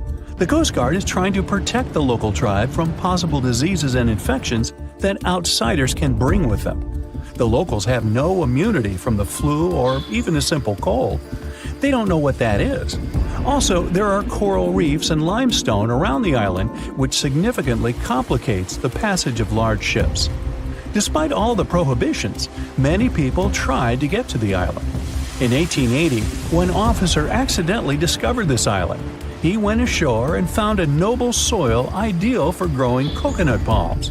The officer also noticed several huts on the island, but didn't dare meet the locals. Explorers and travelers presented the islanders with fish as a gift many times. The locals accepted it, asked for more, but still didn't let them approach their houses. It was also challenging to make friends with the tribe because they communicate in one of the most difficult languages to learn in the world. Scientists and linguists have been studying this language for decades. At the end of the 20th century, outsiders made some progress in building a connection with the tribe. In 1991, a team of anthropologists invited the islanders aboard a large ship. They gave bags of coconuts to tribe members. This may be where the phrase "left holding the bag" came from. Or not. Otherwise, let's just leave these folks alone, shall we? You're strapped in a boat cruising down the Amazon River with the sun scorching hot. As you check out your map, your boat starts rocking back and forth. The water is starting to get more intense, so you hang on for dear life. You tuck your map in your pocket and try to take control of your boat. You strike some jagged rocks and duck low to avoid tree branches. Your boat strikes a large rock out of nowhere and capsizes. You're swimming in the murky green water. While you're trying your best to get ashore, your boat gets washed away. Underneath the water lies a whole new world of bizarre and dangerous animals. Candiru fish are snake-like creatures that can grow up to 16 inches long. Arapimus can weigh more than an adult male and are taller than most basketball players. They're the biggest freshwater fish in South America. They have a hybrid gill system that forces them to pop up to the surface every 5 to 15 minutes to breathe in oxygen for their large swim bladder. You swim out of the raging water and dry yourself off. Oh no, your map is completely soaked. There's no way you can get to your destination without it. You venture into the thick rainforest, shoving the branches and leaves away. As you get deeper, you notice something on a tree. It's barely moving, but it's got sharp claws and a raggedy coat. It stretches its arm to another branch and tries to pull itself up, ever so slowly. Sloths sleep more than half their days and only head down from trees once a week. They're so motionless, they sometimes grow algae and moss on their fur. The rainforest gets denser with each step until there's barely any sunlight illuminating the path in front of you. You notice a figure following you. With every branch you step on, you can hear a faint sound right next to you creeping around. You start walking a bit faster, and the sound catches up with you. You make it out of the dense part and tread along a narrow path until you reach a cliff. You can't walk normally here, so you pin against the wall and walk sideways to cross the hills. You slowly move across with the river 30 feet below you. You move your right foot, and some rocks fall into the river. You keep going and misstep. You're about to fall, but you hold on to a large tree branch and pull yourself up. You notice a couple of colorful poison frogs inches away from your fingers. Touching any of these frogs can be extremely dangerous and harmful, despite their amazing color patterns. The golden poison frog is one of the most poisonous animals in the world. One of them hops right next to you, so you let go of the branch and fall back in the river. The river is washing you down until you reach a calm current. Underneath you is a swarm of piranhas swimming with their sharp teeth. The red color on their skin is unmistakable, so you swim off like an Olympic athlete. Piranhas will eat anything that gets in their way, no matter the size. You grip onto a log and climb up a small rock to catch your breath. There's a huge electric eel underneath the rock. Despite their name, they're more related to catfish than eels. They use their powerful 600 volts of electricity to defend themselves and catch food. You're stuck, unless you're like the common basilisk that can run on the water like a jet ski. These incredible lizards have special webbing on their toes and can run the distance of a basketball court. You hop on a bunch of rocks until you reach the land. You continue walking along the riverbank until you come across a moving rock. You rub your eyes and see it moving again. It's a dinosaur-looking turtle that resembles a crocodile with armor. The mata mata is a freshwater turtle that disguises itself with its surroundings to catch prey. Their heads stretch longer than their bodies. You shimmy your way past it and continue. You head back into the rainforest and find a spot to rest. Wait, there are giant ants everywhere. They're the biggest ants in the world and can produce one of the most painful stings out there, even comparable to a wasp's sting. You immediately get up and find another place to rest. As you continue walking along, you notice the same feeling of something following you. You can hear some leaves rustling, but it's getting dark and there's no way of telling. You find a nice little spot to build a campfire and catch some Z's, but in the Amazon, everything is a threat. Except for those cute capybaras wandering around. They live in groups next to water sources. They're also the biggest rodents in the world. You don't need to worry about them if you're stuck in the middle of the Amazon rainforest. Suddenly, you feel something slithering up next to you. You look down and see a massive green anaconda just about to constrict you. They are the heaviest snakes in the world and can grow up to 20 feet long and have a huge appetite. You get up and sprint your way out of there. All right, you found a decent cave to crash in. It's daytime again, and you're still alive. You continue walking along the rainforest. You were able to find some breakfast to boost your energy for the rest of the day. You spot something on a tree that looks like a branch, but it's actually a potu, a master of disguise that can spend days motionless on broken tree branches. These bizarre birds use those branches as their permanent home, where they lay their eggs and chill all day. You continue your way through the rainforest and see a Brazilian wandering spider crawling on a tree branch right in front of you. 8 of these species can be found in the Amazon area. They are some of the most aggressive and venomous spiders out there. So, you make a big detour and walk away from it. You feel someone walking next to you again, but you still can't figure out what it is. You see a steep cliff with a waterfall hitting a large lake ahead of you. Looks peaceful, until you see a team of black caimans gathering around the shore. They're the biggest predators in the whole Amazon ecosystem and feed on anything that moves. It's a good thing you're on high ground, otherwise, whoa! You slip and fall down the river, right on the deep end. So far, no caimans spotted you. You swim underwater and try to get to the opposite end of where the reptiles are. As you climb out and dry yourself off, you notice some large black spots on you. You try pulling them off, but they've latched on pretty hard. The Amazon giant leech finds its target by tracking movement and shadow. Once they attach themselves to the skin, it's extremely difficult to extract them. The best way to do so is to slide your finger next to its mouth and pull it off slowly. Ugh. You manage to get them off your body and see that the caimans are swimming towards you. You're pinned to the wall with the lake of hungry reptiles approaching. Suddenly, a pink dolphin jumps out of the water and splashes all over them. They can grow larger than humans and are the celebrities of the Amazon. Scientists think they get their color from the blood capillaries on their skin. The Amazon even has bull sharks swimming around. These carnivorous giant fish are threatening to humans and can swim in both saltwater and freshwater. These sharks prey on anything within their reach, including other sharks. The dolphin distracted the caimans, so you climb up the cliff and try to find the best way to escape. Opened jaws waiting for you to fall into the pit are right below you. You're lucky enough to escape to the top, but as your arms pull you up, the first thing that you see is a jaguar looking straight at you. It's the creature that's been following you this whole time. You get up while it starts circling you, timing its strike. You know that you can't take on a jaguar, nor can you outrun it, so you grab a large tree branch from the ground to defend yourself. It jumps at you, but you duck down in time. The jaguar lands in the water far away from the caiman crocs. It's a good thing these large kitties are excellent swimmers. You pick yourself up and continue. And to your surprise, you find your boat again. You fix it up and sail your way out of the Amazon. Whew. Okay, let's play a little guessing game, shall we?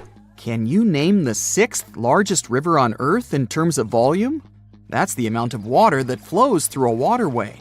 The first couple of rivers are easy to list. Number 1, of course, is the Amazon River in South America. Then we have the Congo in Africa and the Ganges in India. Feel free to name all the rivers on the planet. You won't get any closer to the answer. Why? Because this river is not on the surface, but underneath the waves of the Black Sea. In 2010, a team of scientists discovered this river while studying the Bosphorus Strait in Turkey. Sonar scanning revealed a channel at the bottom of the Black Sea. The channel had water flowing through it. It turned out that at places, it's 115 feet deep. That's 3 times as tall as your average telephone pole. This flow of water acts like a real river. It has rapids and waterfalls, and its volume is 350 times greater than that of the River Thames in London. Talk about a strong undercurrent. If it was a surface river, it would really be in the top 10. Bad news for the Madeira River in Bolivia and Brazil, the present number 6. But how did this underwater river form? The answer lies in the amazing features of the Black Sea. It gets its water from 2 main sources. The first are the rivers that flow into it, like the Danube, Dnieper, and Don. Lot of D's there. But more importantly, they are all freshwater waterways. On the other side, quite literally, there is the Mediterranean, and it's salty, like a lot. When this salt water gets inside the Black Sea, it goes straight to the bottom. You see, fresh water is lighter than salt water. This creates stratification. It's a fancy term that simply means that the 2 types of water don't mix together. Salt water has a higher density, so it drops right down to the bottom. If you want to see how that works, you can do an experiment at home. Pour mineral water into one cup and salt water into another. Table salt will do. Then put a grape in each cup. You'll see how it immediately sinks to the bottom of the cup filled with fresh water. The grape will stay afloat in the cup filled with salt water. The same thing is happening inside the Black Sea. But there is another side to this phenomenon. The upper layer of water is rich in oxygen. This means it can support life. The bottom layer, however, is anoxic. Yep, you guessed it. This means there is no oxygen at the bottom. But this isn't a bad thing. Because of this trait of the Black Sea, shipwrecks are able to survive for centuries. Oxygen decomposes wood. And from what material did the ancient people make their ships? That's correct, timber. Recently, in 2018, scientists discovered the oldest Greek shipwreck on Earth. The merchant ship lies more than a mile deep at the bottom of the sea. Experts estimate that the vessel is 2,400 years old. The wreck was valuable for historians to study all the elements of ancient ship construction. From the mast to the rowing benches, it's all intact. The wreck lies some 50 miles off the coast of Bulgaria, but no one has seen it in person. Explorers sent a deep-sea ROV, or remotely operated vehicle, to film the wreckage. It was impossible for a diver to go down. But the Black Sea doesn't look that huge on a map. Could it be that deep? Oh yes, it's way deeper than people think. You could stack 6 Empire State Buildings at the deepest point of the Black Sea, around 7,257 feet. This inland sea isn't the only place on Earth where researchers have discovered shipwrecks and underwater rivers. One of the largest channels running along the ocean floor lies off the coast of South America. It runs from the mouth of the mighty Amazon and into the Atlantic Ocean. Studying underwater rivers isn't an easy task. The depth and the strong currents make it impossible to send in divers. Even the equipment for underwater research has to be sturdy. Otherwise, the current will just wash it away. That's why the underwater river in the Black Sea was ideal for scientists to explore. Earth's oceans and seas are powerful. But, lucky for us, there are places where divers can admire underwater rivers. Ever heard of a cenote? Sounds Spanish. Well, that's because it is. Cenotes are underground caves. They form after the limestone above collapses, revealing the groundwater under them. The term cenote is associated with the Yucatan Peninsula in Mexico. Ancient Maya used them as water sources. In the Mayan language, the word cenote meant sacred well. Researchers estimate there are some 10,000 cenotes spread across the Yucatan Peninsula. You can also find them in other places, such as Cuba and Australia.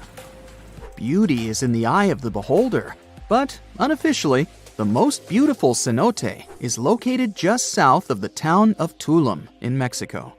The name reflects the cave's divine beauty, Cenote Angelita. But people don't visit this cenote to go swimming.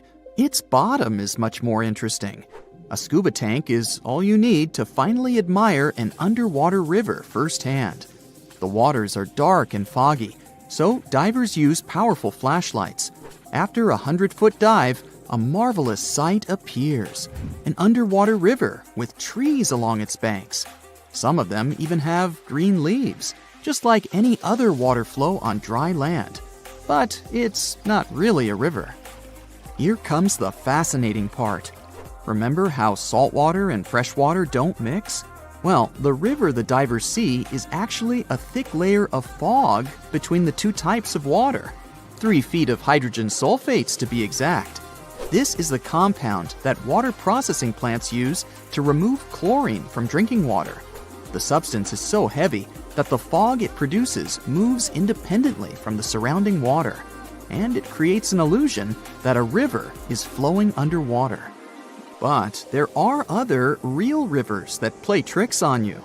Take, for example, the Mystery River in Indiana. It's the longest underground river in the United States. Explorers discovered the river and its cave system, Blue Spring Caverns in the 19th century. Nearly 3 miles of the river are navigable. Isn't that impressive? You can book a boat tour on a river that you can't even see. But the most mysterious river on the planet is the Saraswati River in India. The coolest part about it is that it doesn't exist. It was an alleged river only mentioned in ancient literature. For centuries, people thought that it was just a myth. Then satellite images showed that it might be real. Ancient texts spoke of a major confluence of 3 mighty rivers, the Ganges, Yamuna, and Saraswati. The first 2 are visible today, but where's the third one? That's what scientists decided to find out. Images from an American satellite showed the presence of underground water in the area. Until then, researchers thought that these were paleochannels. This simply means that water flowed through them a long time ago. But, to their surprise, it appeared that there was still water inside these channels. Scientists estimated that the Saraswati River flowed above the ground some 5,000 years ago. But it didn't dry up completely. It just went underground, some 200 feet below the ground. Local experts believe that the river still slowly flows into the sea. The Saraswati River got hidden under the desert sand. This was a natural process, but many rivers have been forced underground because of human activity. In London, England, several dozen small and medium-sized rivers now flow under the ground. Maps from the 19th century still show them as rivers, but today they only exist in the names of the streets that were built above them, such as Fleet Street. The same thing happened in New York, but this doesn't mean that these streams have disappeared for good. When engineers want to rebuild or modify a building, they still consult city maps from centuries ago. No one wants a long-lost brook to flood their basement. The Amazon River travels through 9 South American countries at a length of over 4,000 miles. Still, it's impossible to cross it by a bridge. With the river being the main highway, traveling through this dense forest, and so few areas populated around the river, there's just no reason to have one. The river can rise up to 30 feet, and the river crossings that were only 3 miles wide can expand to over 30 miles in just a few short weeks in certain spots, making a bridge nearly impossible to build here. In New Zealand, in the coastal town of Mauriki, there are huge spherical boulders. Some rocks are 6.5 feet tall and weigh about 7 tons, as much as 10 cows. Ooh, there's a 10-cow boulder. Maori legend has it that these rocks are from the remains of the goods from a large shipwreck that happened hundreds of years ago. From a more scientific perspective, it's sand and gravel combined to form these giant boulders. Waves and winds give them a smooth, round appearance over time. The whole process might take millions of years. Indonesia's Kaiwan Ijen volcano is famous for a stunning turquoise-colored lake sitting at the top of the peak, but don't dip in. It's an acid lake. But its scariest part is the sulfuric gases leaking out when lava flows freely, reaching temperatures hotter than 1,000 degrees Fahrenheit. When those gases come in contact with the air, they combust into a spectacular electric blue flame. That's why the volcano has blue lava. The island of Surtsey, south of Iceland, was formed over 50 years ago by a volcanic eruption. It all began back in 1963 when a powerful volcanic eruption created one of the youngest islands on the planet. All sorts of bacteria, fungi, and molds began taking over the island, leading to numerous other animals finding their way here, like seals and birds. Birds and ocean waves deposited seeds all over the island. Sadly, the island's getting smaller now because of water and wind erosion. Located off the coast of Brazil, there's an island called… I'm a bit rusty on my Portuguese, so here it is on the screen. It looks perfectly untouched and pristine. Bad news? Dangerous snakes overrun it completely, so take a doctor with you in case you want to go there. Over 4,000 of the golden lancehead vipers inhabit this island. These 3-foot-long snakes are among the most venomous in the entire world. I think I'll skip that. Landing down under, you can see the Opera House, Uluru, lots of kangaroos, and catch the strangest wave of the world, Wave Rock in Western Australia. It's not made of water, but stone. It can be up to 50 feet tall and almost 300 feet long. It's especially incredible after rains in winter when the Western Australian wildflowers fill up the entire landscape. In Atlanta, there's a World of Coca-Cola museum. The formula for the secret recipe is in a large security vault, heavily guarded at all times. Only a handful of people can get through those vault doors. Since its creation in 1886, the company has kept it a secret for only the most honest employees. In 2006, a former worker tried to sell the formula to Pepsi, only for Pepsi to call the police and inform Coca-Cola. The Polka Dot Lakes is a must for anyone who is in British Columbia. After the summer's scorching heat evaporates the lake's water, it leaves behind yellow, blue, and green water spots. These pools are full of all sorts of minerals, like sodium, calcium, and magnesium sulfates that get concentrated in the pools. You can't get too close or even dip your feet into them. A fence protects the entire lake with a sign about how culturally and ecologically sensitive the area is. In Death Valley, California, there's a mystery of the sailing stones. Since the early 1900s, the mystery of how all these stones were seemingly moving by themselves across the desert floor baffled everyone. Some believe that the rocks move by thin pieces of ice around the stones pushed by winds after winter. No one ever saw any of these rocks moving until 2014. Scientists set time-lapse recorders, and the footage showed the rocks sliding along the ground over time. The marble caves in Chile, located in the beautiful area of Patagonia, formed from over 6,000 years of waves wearing down the rocks. The crystal blue walls reflect the vibrant turquoise water, making it perfect for kayaking. Walking in Chestnut Ridge Park in New York, one can see an eternal flame. What makes this one stand out, though, is it's underneath a waterfall. Occasionally, the flame will go out for short periods, but it will light up again. Sometimes it's thanks to certain hikers along the way. If you ever stop your car on a magnetic hill in New Brunswick, Canada, you'll see the car might start rolling backwards up the hill, all by itself. While it looks like it's moving the wrong way, this is just an illusion. There are several hills like this all around the world.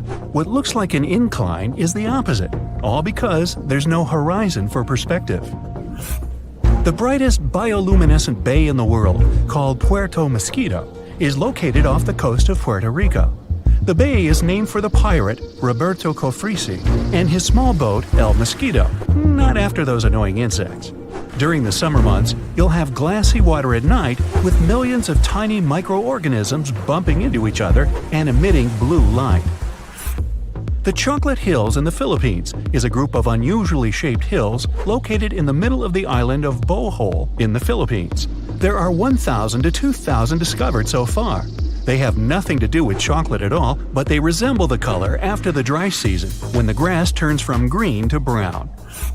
In the northeastern part of Thailand, 466 miles away from Bangkok, is a 75-million-year-old rock formation sticking right out of the mountains. Their shapes look just like a pod of whales swimming together. No wonder this place is called Three Whale Rocks.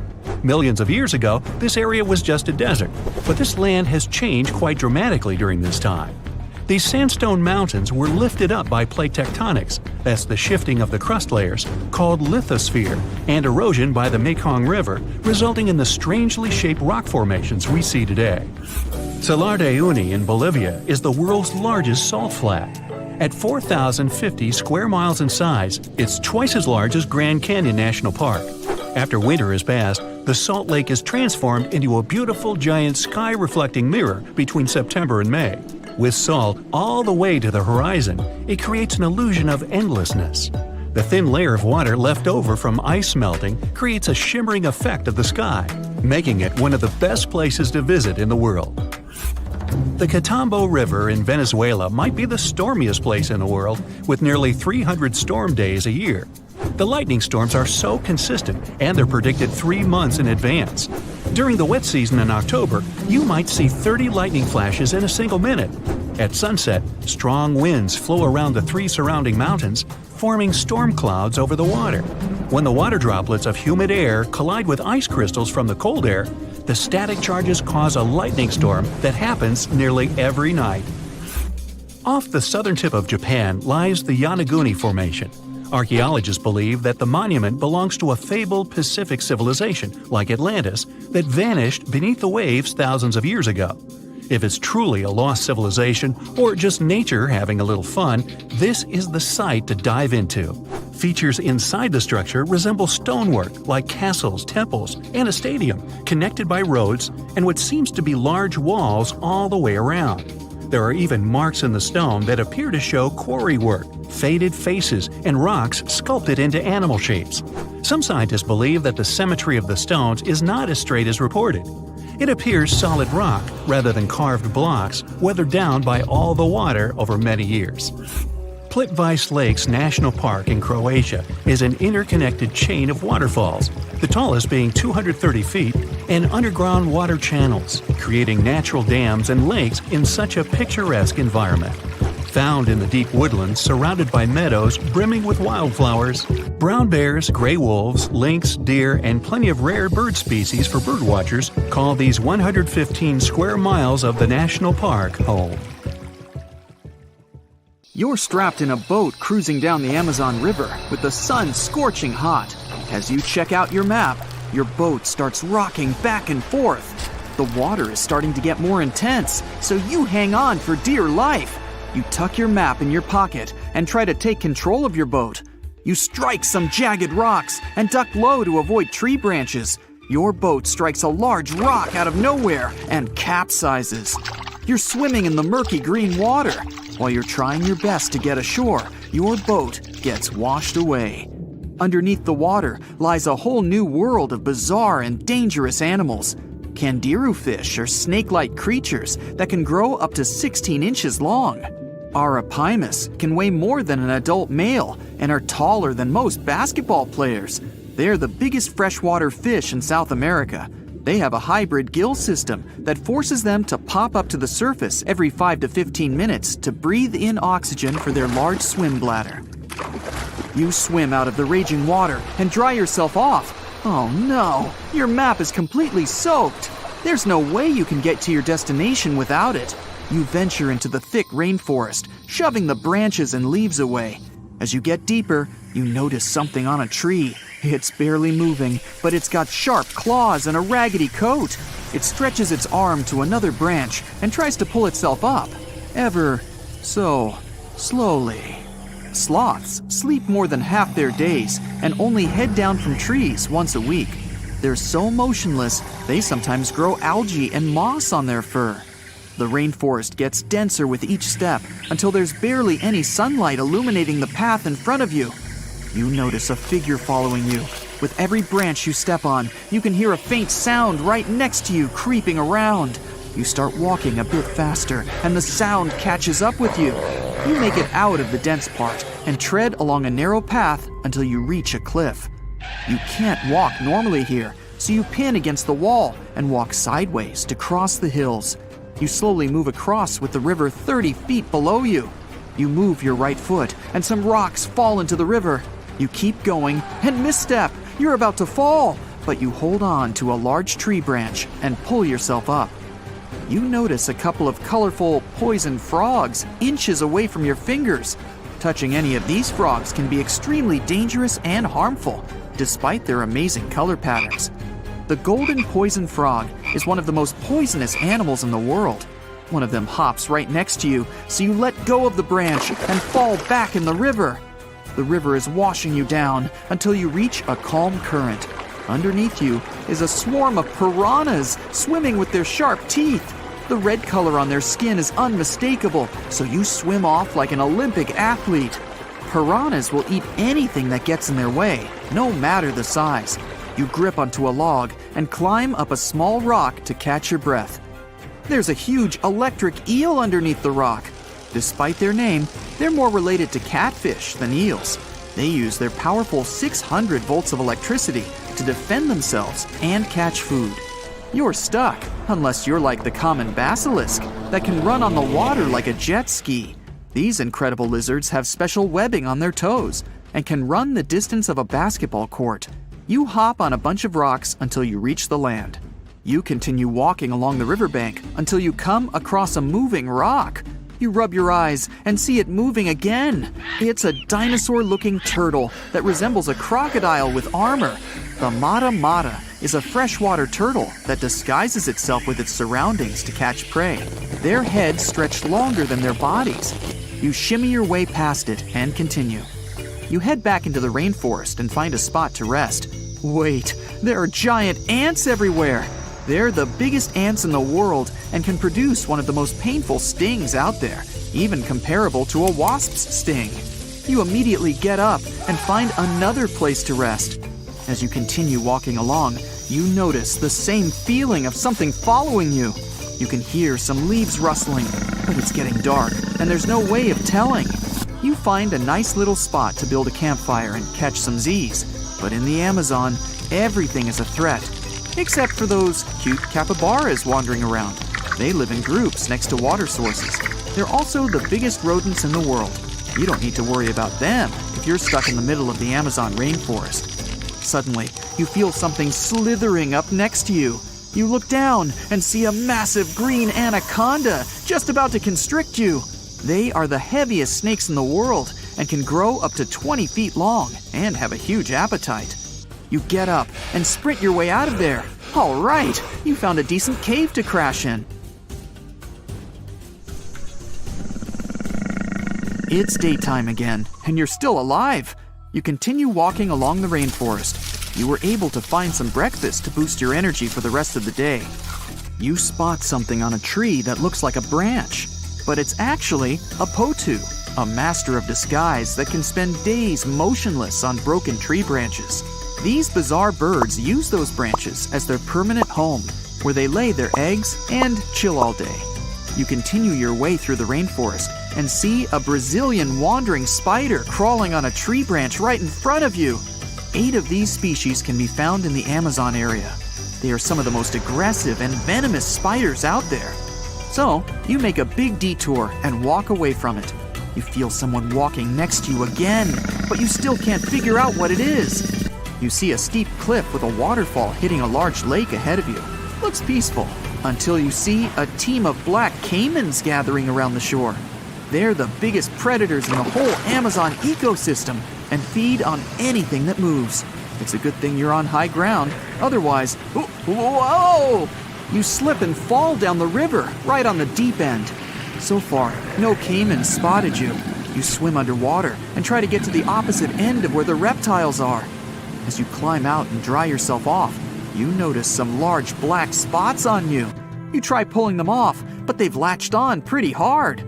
The Amazon giant leech finds its target by tracking movement and shadow. Once they attach themselves to the skin, it's extremely difficult to extract them.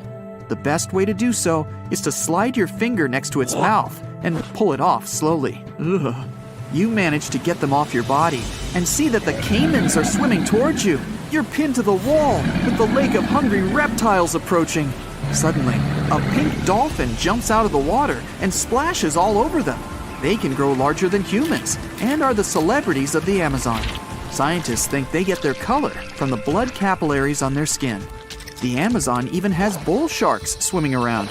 These carnivorous giant fish are threatening to humans and can swim in both saltwater and freshwater. These sharks prey on anything within their reach, including other sharks. The dolphin distracted the caimans, so you climb up the cliff and try to find the best way to escape. Opened jaws waiting for you to fall into the pit are right below you.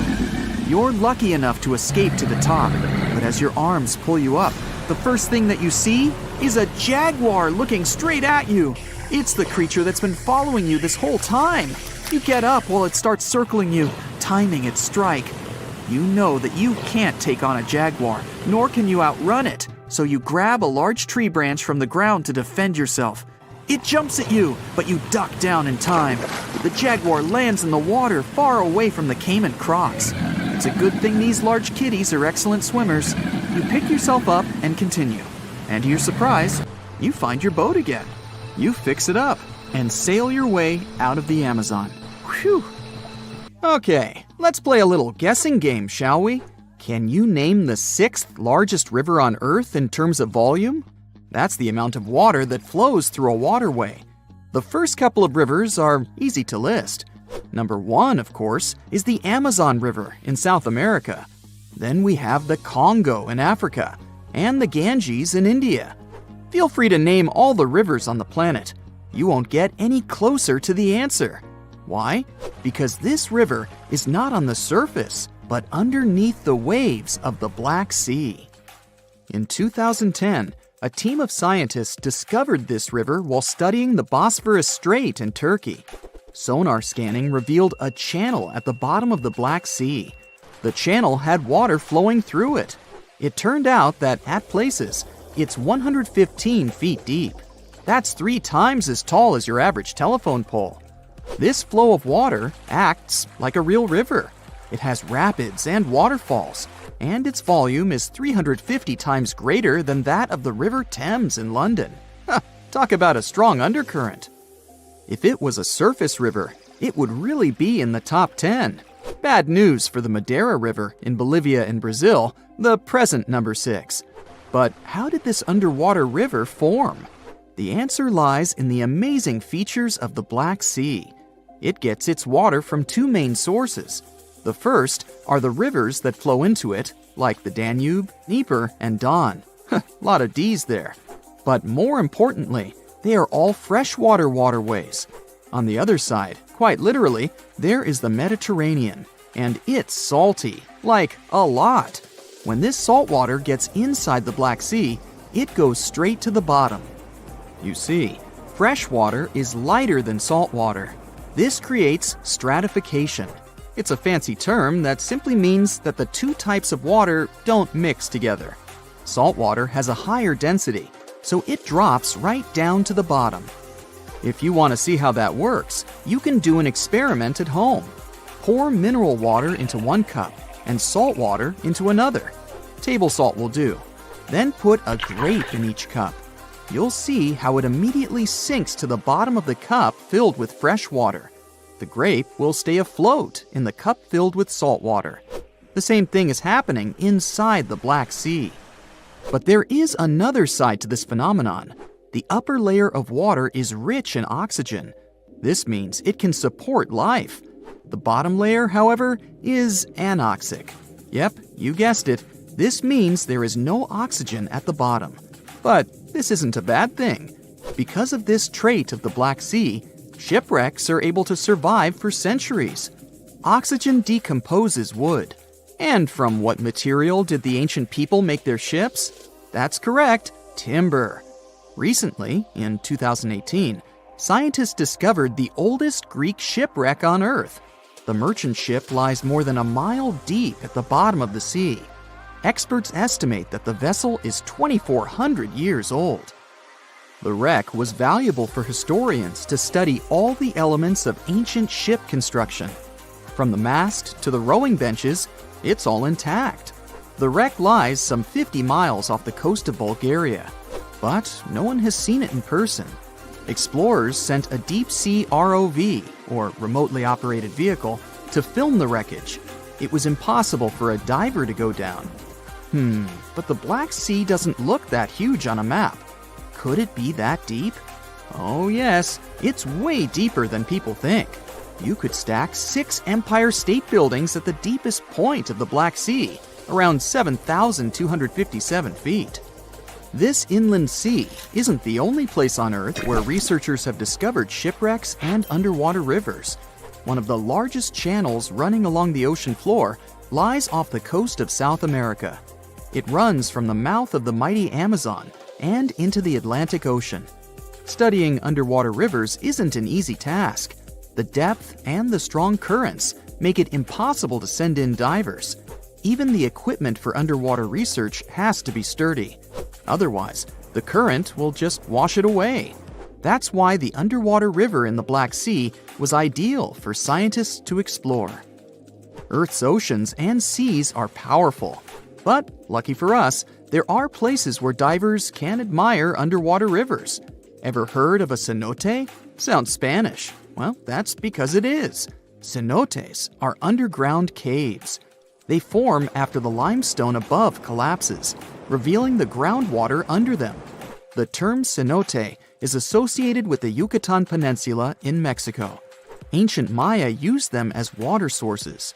In the Mayan language, the word cenote meant sacred well. Researchers estimate there are some 10,000 cenotes spread across the Yucatan Peninsula. You can also find them in other places, such as Cuba and Australia. Beauty is in the eye of the beholder, but unofficially, the most beautiful cenote is located just south of the town of Tulum in Mexico. The name reflects the cave's divine beauty, Cenote Angelita. But people don't visit this cenote to go swimming. Its bottom is much more interesting. A scuba tank is all you need to finally admire an underwater river firsthand. The waters are dark and foggy, so divers use powerful flashlights. After a 100-foot dive, a marvelous sight appears, an underwater river with trees along its banks. Some of them even have green leaves, just like any other water flow on dry land. But it's not really a river. Here comes the fascinating part. Remember how saltwater and freshwater don't mix? Well, the river the divers see is actually a thick layer of fog between the two types of water. 3 feet of hydrogen sulfates to be exact. This is the compound that water processing plants use to remove chlorine from drinking water. The substance is so heavy that the fog it produces moves independently from the surrounding water, and it creates an illusion that a river is flowing underwater. But there are other real rivers that play tricks on you. Take, for example, the Mystery River in Indiana. It's the longest underground river in the United States. Explorers discovered the river and its cave system, Blue Spring Caverns, in the 19th century. Nearly 3 miles of the river are navigable. Isn't that impressive? You can book a boat tour on a river that you can't even see. But the most mysterious river on the planet is the Saraswati River in India. The coolest part about it is that it doesn't exist. It was an alleged river only mentioned in ancient literature. For centuries, people thought that it was just a myth. Then satellite images showed that it might be real. Ancient texts spoke of a major confluence of 3 mighty rivers, the Ganges, Yamuna, and Saraswati. The first 2 are visible today, but where's the third one? That's what scientists decided to find out. Images from an American satellite showed the presence of underground water in the area. Until then, researchers thought that these were paleo channels. This simply means that water flowed through them a long time ago. But, to their surprise, it appeared that there was still water inside these channels. Scientists estimated that the Saraswati River flowed above the ground some 5,000 years ago. But it didn't dry up completely. It just went underground, some 200 feet below the ground. Local experts believe that the river still slowly flows into the sea.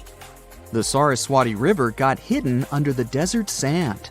This was a natural process, but many rivers have been forced underground because of human activity. In London, England, several dozen small and medium-sized rivers now flow under the ground. Maps from the 19th century still show them as rivers, but today they only exist in the names of the streets that were built above them, such as Fleet Street. The same thing happened in New York, but this doesn't mean that these streams have disappeared for good. When engineers want to rebuild or modify a building, they still consult city maps from centuries ago. No one wants a long-lost brook to flood their basement. Let's test to see how many spiral-shaped objects you can find around you right now. I'll bet there's more than you think. A spiral may be hidden in the flower petals of your houseplants. One might be staring at you from that seashell you brought home from your last trip to the beach. If none of these objects sound familiar, you might want to head over to the mirror and turn to the side a bit. In case you haven't noticed yet, even our own ears are shaped like a spiral. Why does Mother Nature seem to have such a preference for this shape? Many theories wish to explain this weird behavior. One of them is based on the Fibonacci sequence. This Italian mathematician didn't really care much for spirals initially. He was studying rabbits when he came up with this theory. Fibonacci came up with the sequence as a solution to a problem involving the growth of a population of rabbits. Let's recreate his experiment.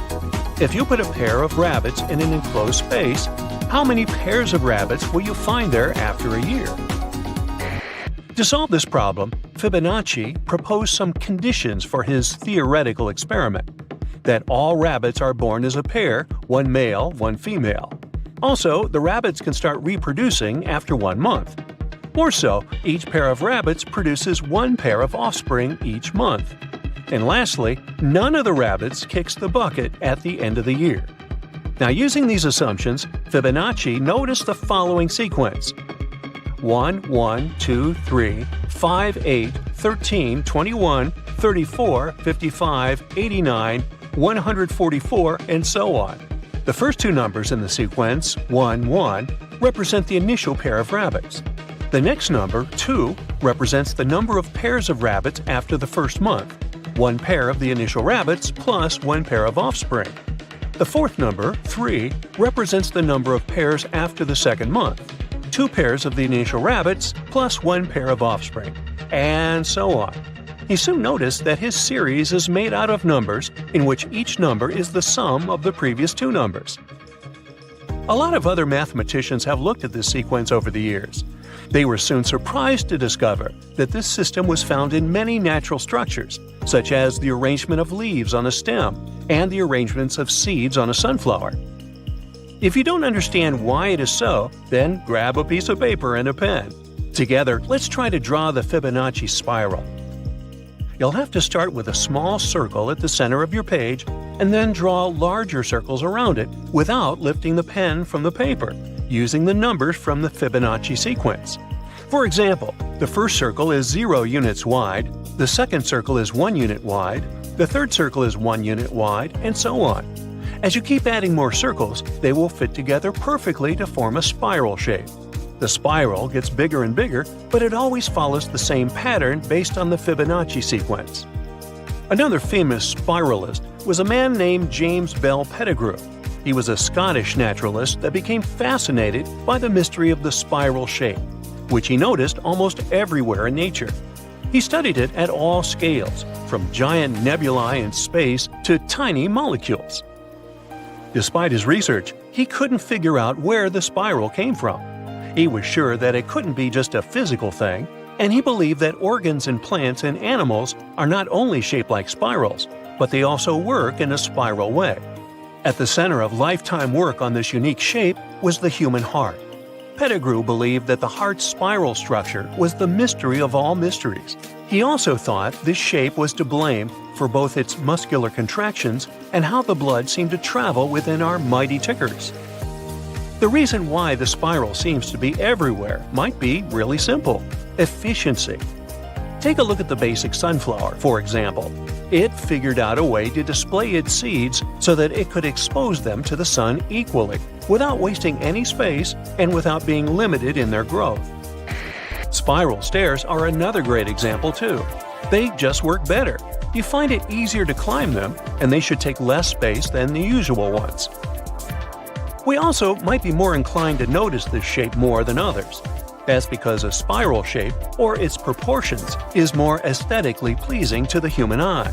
It's the reason why interior designers, artists, or illustrators often use these principles in their work.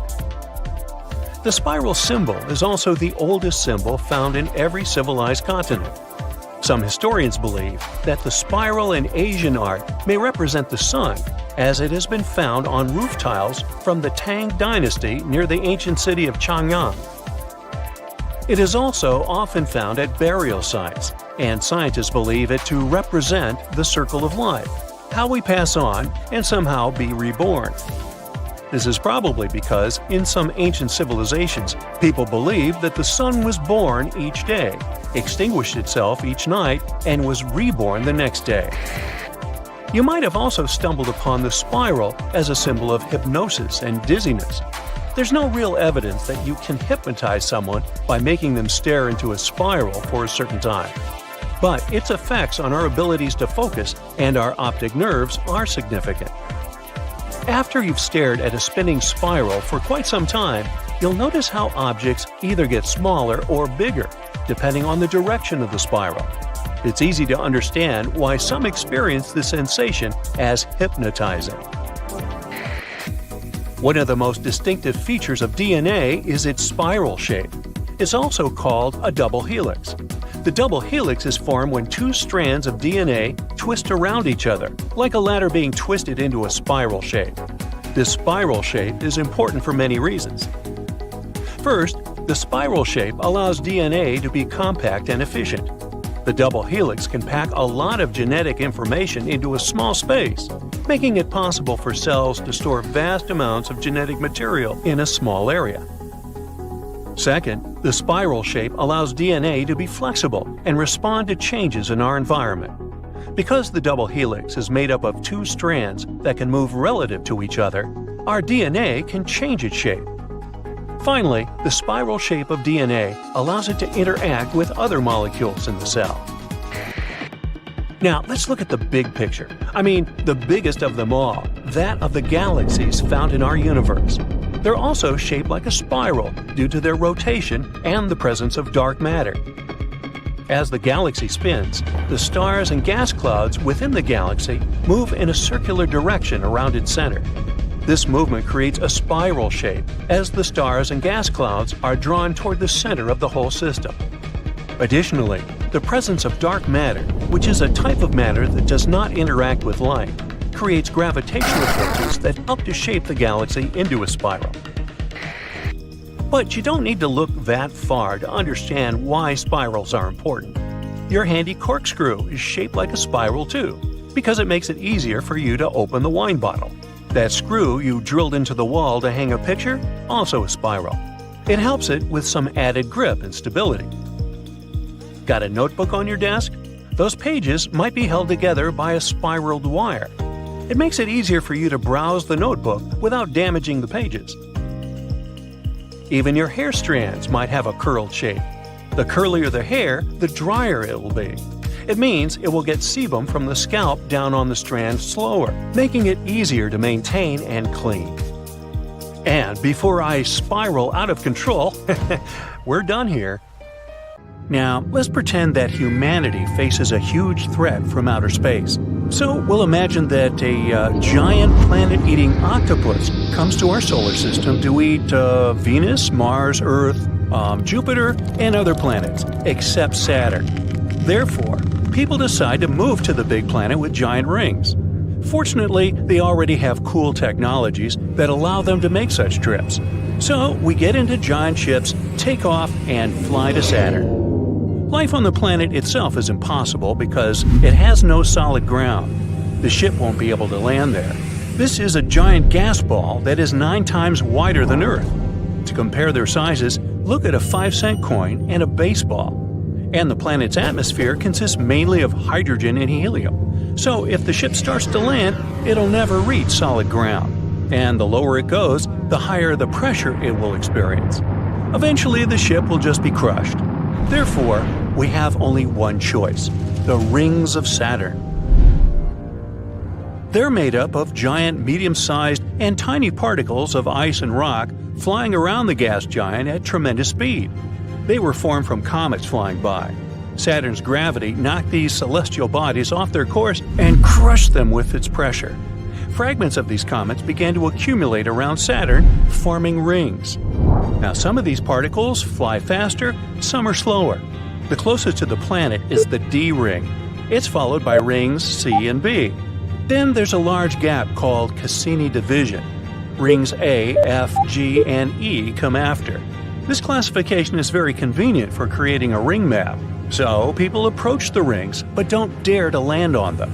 First, they send test capsules with robots to scout the area. The robots choose a suitable location on the E ring. In fact, the distance between the rocks is quite large, and the ship can easily fly there. There are tiny particles, huge rocks the size of houses, and comets the size of a whole mountain. The first robot flies up to a large rock at high speed. At this moment, a baseball-sized stone pierces the robot's body. Another robot gets smashed between 2 colliding boulders. The third robot gets caught in a rain of sharp icicles and breaks. People have big engineering workshops on their ships, so they build new capsules and new robots. This time they're made of more durable materials, so the robots reach a big rock again. A few particles crash into them but don't break through the armor. The machine set up a small station on a flying rock where people can live. But after a couple of hours, a big chunk of asteroid smashes the station. Well, seems like we need another strategy. Giant ships scan the entire area of the E-ring and calculate the trajectories of billions of stones. After lengthy calculations, people finally find the perfect places in the middle of this chaos that will stay intact for a long time. They land on these large rocks in their capsules and begin to settle down. They build stations and small houses and install powerful batteries on them. Saturn is located at a distance of 9.5 astronomical units from the Sun. 1 unit is the distance from the Sun to Earth. So, Saturn is a pretty cold place. That's why there's so much ice flying around it. But how to get the energy to heat it all up? There's too little of it on large ships. Besides, solar panels are ineffective here because of the great distance from the Sun. Therefore, scientists create a way to generate kinetic energy from flying stones. It's like a windmill. When the wind drives the fans, these movements are converted into energy. So engineers build panels that collect power from the moving stones. But it doesn't slow the speed of rocks down because Saturn's gravity continues to move them. Thus, people receive a source of almost limitless energy. Some space stations have plants and trees that produce oxygen through photosynthesis. Only instead of sunlight, they get energy from ultraviolet. Then, people fill large tanks with oxygen and carry them to their homes. People begin to occupy the adjacent rings. You don't need a lot of fuel to get from one place to another. You can land on a rock, calculate its route, and wait for it to bring you to the needed point. Then you can move to another one, and so on until you reach your destination. More and more people leave their ships and move to the rings. It seems that life is getting better, but then psychological problems begin. Constant movement in the vacuum of space drives everyone mad. Imagine living on a carousel that never stops. You can't walk to the store whenever you want because it always flies away. No one can go out for a walk, even in a spacesuit, because there's a chance to come across a rock flying at high speed. You can't plan anything because, at the moment, your plans can be ruined by a giant piece of ice. Computers don't help either. They can't calculate the trajectories of all space bodies. Rocks tend to break and split into hundreds of smaller ones. Also, new comets fly by and also become part of the rings. All this creates uncertainty and causes a sense of anxiety in people. Besides, it's dark, cold, and very lonely on the rings. Now think about building a base on a space object, but your best friend lands on another one a few miles away. Then, a giant icicle crashes into his rock and increases its speed. And a few days later, your friend is too far away. And it happens all the time. The only way to change your life is to settle on one of Saturn's moons. The planet has 83 of them. People have already confirmed and named 63, and the existence of 20 others has yet to be confirmed. They're all like different worlds. Some of them may be habitable, and the best candidate among them is Titan. There may be water on it, and its atmospheric pressure is only 1.5 times greater than Earth's. Its atmosphere consists of nitrogen and a little methane, forming carbon smog in Titan's upper layers. For this reason, we can't study this moon from Earth. But the coolest thing is that Titan flies outside the rings of Saturn. This means people can lead a quiet life there. There's also satellite Phoebe, covered with craters like our moon. This giant celestial body looks more like a gigantic meteorite. People have a lot of choices of where to start a new life. During a couple of hundred years spent on ships near Saturn, humanity would learn everything about its satellites. But why did they try to live on the rings? Why didn't they land on one of the moons from the very beginning? Because, well, then this video would be less fun and a whole lot shorter. But what if we were initially born inside the rings of Saturn? Let's say a massive meteorite with frozen water got caught by the planet's gravity. There were the simplest life forms inside the ice, and then this life began to acquire more developed forms. Imagine that the large rock managed to remain untouched for hundreds of millions of years, and during this time, humans appeared. But of course, they would be very different there. Firstly, they wouldn't experience gravitational forces. This would make them taller, but weaker. People's skin would be pale because of the lack of light, but very hardy thanks to cold temperatures. Particles of ice and grains of sand flying in space would roughen people's skin. In such biological armor, without gravity, they would jump from one rock to another in search of food and water. And, by the way, that would be the main problem. How would people survive without oxygen in the vacuum of space? Where would they get their food? Saturn's rings are a pretty lifeless and dangerous place. If there are not even the simplest forms of life there, then how could such a complex one as the human appear? Therefore, even in theory, the appearance of people would be impossible there. We've all heard of the Sahara. Sure you have. It's the largest hot desert on the planet. A sea of sand covering an area larger than the contiguous United States. But have you ever wondered what lies beneath the sand dunes? To answer this question, we must travel deep into the past of our blue planet. Up until some 6,000 years ago, the Sahara was grassland. Humans were around at this time, not me, spreading agriculture around the planet. In the north of Africa, the color green dominated. Plenty of rainfall meant that there were lakes, rivers, pastures, and even forests. A completely different image of the Sahara from the barren landscape of today. But then the climate started to shift. The region became parched, and the vegetation started disappearing. The wind did the rest. It took away the fine sediment after there were no plant roots to hold the ground together. Give it a couple thousands of years, and you get a familiar image of the Sahara. Sand and rocks stretching as far as the eye can see. But when it comes to volume, only a quarter of the Sahara is actually sand. The yellow sands of the Sahara are just one part of the story. The desert has many other features, such as gravel plains, salt flats, and plateaus. Makes you think if we understand the word desert correctly. For people who study such terrains, geologists, there is only one condition for defining a desert: precipitation. If an area gets little or no rain, then it's considered a desert. The Sahara certainly fits the bill. Its average annual rainfall is just 3 inches. Compare that to the nearly 45 inches a year in New York. When we look at precipitation, this sandy desert is only the third largest in the world. Number 1 and 2 are Antarctica and the Arctic. They are larger than the Sahara by millions of square miles. It sounds odd, but there is more than one type of desert. The first two are polar deserts, while the Sahara is a subtropical desert. But the difference in air temperature are staggering. In Antarctica's interior, temperatures plummet to minus 76 degrees Fahrenheit. Compare that to the highest temperature on record in the Sahara of 136 degrees Fahrenheit. But this desert has a cool side. At night, the temperature is roughly the same as the average yearly temperature in Denmark. This hot and cold roller coaster makes it hard to choose the right outfit when venturing into the Sahara. And what about the sand? How deep is it actually? The depth varies between 70 and 140 feet. That's not too deep. If you put the Statue of Liberty in a tall dune, half of it would still stick out of the sand. Its vast amounts in the Sahara were created by aeolian processes. That's Greek for wind.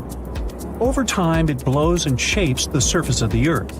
In dry areas with sparse vegetation, winds erode the ground much faster. That's what happened in North Africa. Under all that sand is the bedrock and cracked clay. If you started digging, you would find the same everywhere on the planet, with one important difference. There is some type of soil covering the bedrock. This is not the case in the Sahara. Because of the arid climate and a lack of vegetation, sand covers the ground below. Over the course of thousands of years, a lot of interesting finds ended up in the desert sand. For example, there are petrified tree trunks. These are essentially preserved prehistoric trees. They date back to the time when the region was lush green. In some places, the trees of this fossilized forest are at least 65 feet tall. The wood is so well preserved that you can still see the texture and knots. There are even fossilized pine cones. In 1992, scientists found glass fragments in eastern Sahara. These canary yellow glass shards were scattered across hundreds of miles. They didn't belong to an ancient civilization, although ancient Egyptians used them to make jewelry. In fact, the breastplate of King Tut had a beautiful scarab beetle centerpiece made from this desert glass. For a long time, scientists were puzzled about the true origins of these fragments. They finally concluded that the glass was around 29 million years old. It is an impact tape. If that sounds like it has something to do with the word impact, you are correct. These rocks are formed when a meteorite hits the surface of the Earth. This generates a lot of heat. Scientists estimate that the temperature needed to melt this mineral was close to 3,000 degrees Fahrenheit. Apart from the regular fine-grained sand, we also have melted sand in the Sahara. But the desert conceals other unlikely artifacts. Shark teeth are a common find in Morocco, which sits in the western part of the Sahara. What are the fossilized teeth of these marine predators doing in the middle of the desert? This part of the world looked entirely different millions of years ago. There was a sea cutting right through what is now a desert. The Trans-Saharan Seaway ran the length of present-day Algeria and Mali. It was around 165 feet deep. That was enough for all sorts of aquatic animals to inhabit it. Large catfish, sea snakes, and of course sharks lived in the area. British archaeologists even unearthed a turtle shell in Mali in the 1980s. For centuries, there was even an entire city hidden under the desert. Timgad was a Roman outpost constructed by the Emperor Trajan around the year 100 in the current era. For various reasons, its residents abandoned it around the year 700. The sands of the Sahara soon engulfed the city. It had remained hidden for nearly 1,000 years.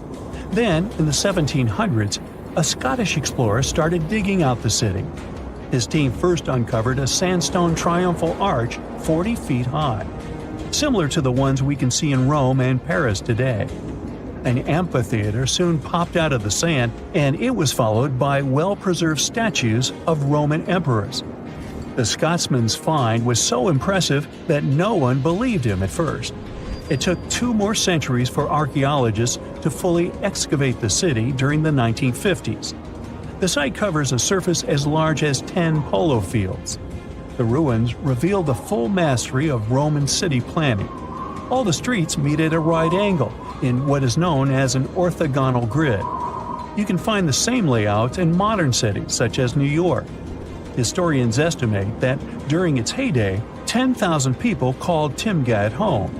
Different nationalities lived here, from Romans to people of African descent. Today, more than 2.5 million people live in and around the Sahara.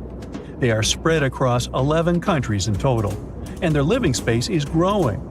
The desert is 10% larger than it was just a century ago. This process doesn't involve sand pouring out of the Sahara. The ecosystems on the edges of the desert simply change over time. The wind blows the soil away and vegetation dwindles. The perfect conditions for the formation of a desert landscape. These changes are happening in the Sahel, a region south of the Sahara Desert. That's why the African countries have recently come together for a project called the Great Green Wall. The primary goal is to stop the desertification of the Sahel and hold back the sands of the Sahara. Their plan is ambitious and involves planting a wall of trees from the west to the east of the African continent. The proposed forest is not only going to be long, but wide as well. The Sahara and the Sahel share a historic bond. Since antiquity, camel caravans have been making the journey from Africa's Mediterranean coast in the north to the savannas in the south. The golden age of this trade kicked off in the 9th century. The perilous journey took several months to complete. The route was 2.5 times longer than the length of the Grand Canyon. Explorers still find evidence of these ancient caravans hidden away under the sands of the Sahara. You plan to spend your summer vacation in Africa. The final destination is the Sahara Desert. It's located in northern Africa, stretching from the Atlantic Ocean to the Red Sea. You're excited to ride camels and learn about the region's rich cultures. You hop on an extensively long flight, and finally, you are here. You find yourself in the world's biggest hot desert. Can you believe it's 3 million square miles? You're ready for your first adventure after drinking liters of ice-cold water. The guide gives you a choice. You can spend 2 weeks visiting a collection of oases, or you can help them solve an ongoing local mystery. Deep into the desert, near this Algerian town, lies a mystery begging to be solved. A collection of huge, spotted circles in the sand. There are dozens of them, stretching for miles in a straight line. The circles were first identified via Google Earth images several years ago. People have debated them for years, but no one seems to know the answer. The strange thing is that they are so many miles away from any towns, roads, or human activity. The quickest way to discover the truth behind the circles is asking questions. You grab your notebook and set out to talk to locals. Everyone is helpful in this scenario: geographers, anthropologists, elders, and historians. The first person you talk to is a map expert. You need to understand if those circles were authentic or a satellite glitch. You end up interviewing the people who take Google Earth satellite pictures. The circles are really there. They appear in multiple pictures from many years. Then, let's understand why they are there in the first place. After 2 days of interviews, you have your first lead. The circles could be the result of oil activity. Experts explained why this would make sense. Algeria is a rich area for natural resources, so this would be a sensible guess. Usually, to find out if there is anything worth extracting, companies would undertake seismic surveys. Seismic surveys are a way of analyzing the Earth's surface by sending shock waves into the ground. Depending on how these waves bounce back, you'll know what is located there. A special vehicle could have marked the soil that way. So, did we unravel the mystery? Not quite so. As you know, the Sahara Desert is one of the driest areas on the planet. The average high temperatures in summer are over 104 degrees Fahrenheit. To survive there, people need to find ways of accessing water. So, these circles could be a kind of ruin or leftovers from ancient water wells. Again, I'd say this is a sensible guess. Ready for some fact-checking? Some anthropologists agree that these circles could be ancient fogueras. Foguera is the name of a 2,500-year-old style of irrigation system, usually found in northern Africa. It is also known as a qanat in other places in northern Africa. Locals would dig a deep well at an elevated point, deep enough to tap into underground water. They would then dig parallel shafts at regular distances. Then they would dig an underground channel that connected the city to the well. Solely with the help of gravity, water would run from the well to the city. This traditional technology provided water for crops, livestock, and humans. Now, let's say these wells made human-made oases possible. Even the closest municipality name was an indication that this could be true. The name Fogueret Essaouira is actually named after Foguerets, these ancient wells. Now, this lead was proving to be very accurate. You decide to travel over there to see for yourself. You take a local bus, sit back, and enjoy the ride. The landscape in northern Algeria is filled with ancient-looking towns. You even see ruins of wells along the way, on the outskirts of smaller cities. Opening Google's satellite images, you can see the qanat's markings on the ground, a series of holes running down several miles. But as soon as you arrive, you find out you were wrong. Dale Lightfoot, one of the world's leading experts on qanats, said that the circles were definitely not qanats. Even the satellite images confirm this difference. Uh-oh, we were so close. Apparently, qanats or fogueras would not run down a straight line. They wouldn't be shaped like circles. Another clue that this wasn't the case was that there were no towns at the end. The circles were really far away from any human activity, and qanats were explicitly built to provide water for human settlements. Well, it sure was a good try. You almost gave up on this mystery when you decided to take one more field trip. It was days of preparation, pick up cars, food, equipment, all so that the mystery of the Sahara Circles could be unraveled. On the first day, you drove over 99 miles into the desert. You were always curious to see what this part of the world looked like. Over there, you see nothing but mustard yellow dunes. The night sky is pretty decent though. You can see the entire Milky Way with your own eyes. You set up camp and sleep under a canopy of stars. The next day, tension grows. There's no cell reception. Oh dear. But thankfully, you added the coordinates of the circles to your Google map. And surprise, the offline mode works out there. You follow the coordinates, but it leads you astray. You start to get nervous, thinking this was all in vain. But you and the team get into the car and drive a few more miles past the coordinates on your phone. After a very bumpy ride, you can't believe your eyes. There it is, an enormous crater dug on the sand, surrounded by 12 smaller holes. From up high, it looks like a clock, without the pointers, of course. On the ground, they're very faint, so faint you almost miss them. Searching the area, you notice all the holes had something similar, metal wires, thin wires that you can pull from the ground. They're buried deep, so you start digging. An object starts to reveal itself. Uh-oh, it looks like old dynamite. This certainly surprises you. Better stop digging to avoid any accidents. At the end of the survey, you feel satisfied, but still curious. What could all this dynamite mean? And who put it there? What comes next is the turning point of your adventure. Walking back to the car, you see something shining on the ground. You approach the item with curiosity. It's round and rusty and looks like a sardine can. What's that doing here? Could this give you more clues about the circle's mystery? Just in case, you pick it up and put it in the car. Back in the city, the puzzle pieces start to reveal the story behind the Sahara Circles. You bring photos and the sardine can and show them to local experts. They analyze your material and give you an intriguing verdict. As it turns out, guess number 1 was the closest one to the truth. So, what happened to the first guess? Why do we need to keep digging deeper? Well, because it was only half right. The Sahara Circles are not a historical footprint of seismic surveying.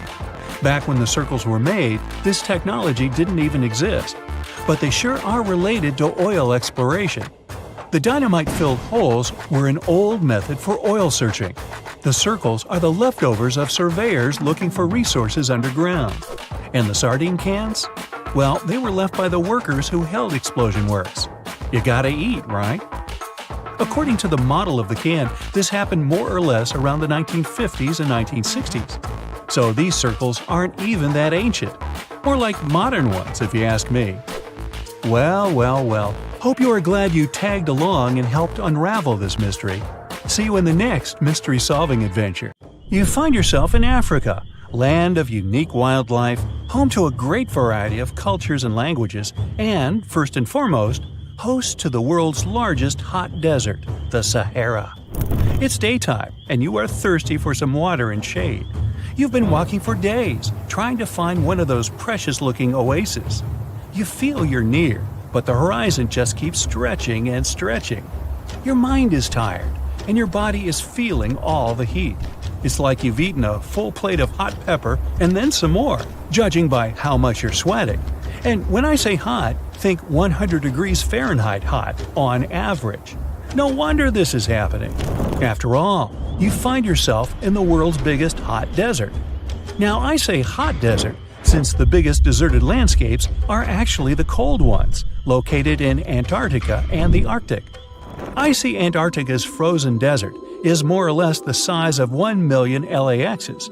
Yep, the Los Angeles International Airport. The Arctic desert is just a bit smaller than that. Now, in case you don't know, the Sahara Desert is located in northern Africa, stretching from the Atlantic Ocean all the way over to the Red Sea. It occupies an area large enough to place approximately 100,000 Disney World theme parks side by side. According to scientists, its boundaries are expanding. Deserts usually form in the subtropics because of what's called Hadley circulation. The air rises at the equator and descends into the subtropics. This circulation of air has a drying effect, which helps the formation of desert landscapes. Since the 1920s, the Sahara is considered to have expanded by over 10%. How is this happening? Well, let's start from the beginning. You probably know the Sahara Desert as one of the most inhospitable places on Earth today. Just FYI, for a place to be considered a desert, it has to receive less than 4 inches of rain per year. Due to the very small precipitation index, deserts are usually dry and arid places. There is little humidity in the air, and daytime temperatures can go as high as 130 degrees Fahrenheit. Usually, there isn't that much animal and plant life because of the lack of water. But in the Sahara's case, it wasn't always like that. It may be difficult to imagine northern Africa without the tons of sand it has today. But about 20,000 years ago, the Sahara was actually one big oasis. Recent discoveries show clear evidence of what the scientists now call the Green Sahara. In the mid-1800s, a German explorer crossing the Sahara encountered some paintings and engravings that nomad artists had left behind. What he saw in those paintings looked nothing like his actual surroundings.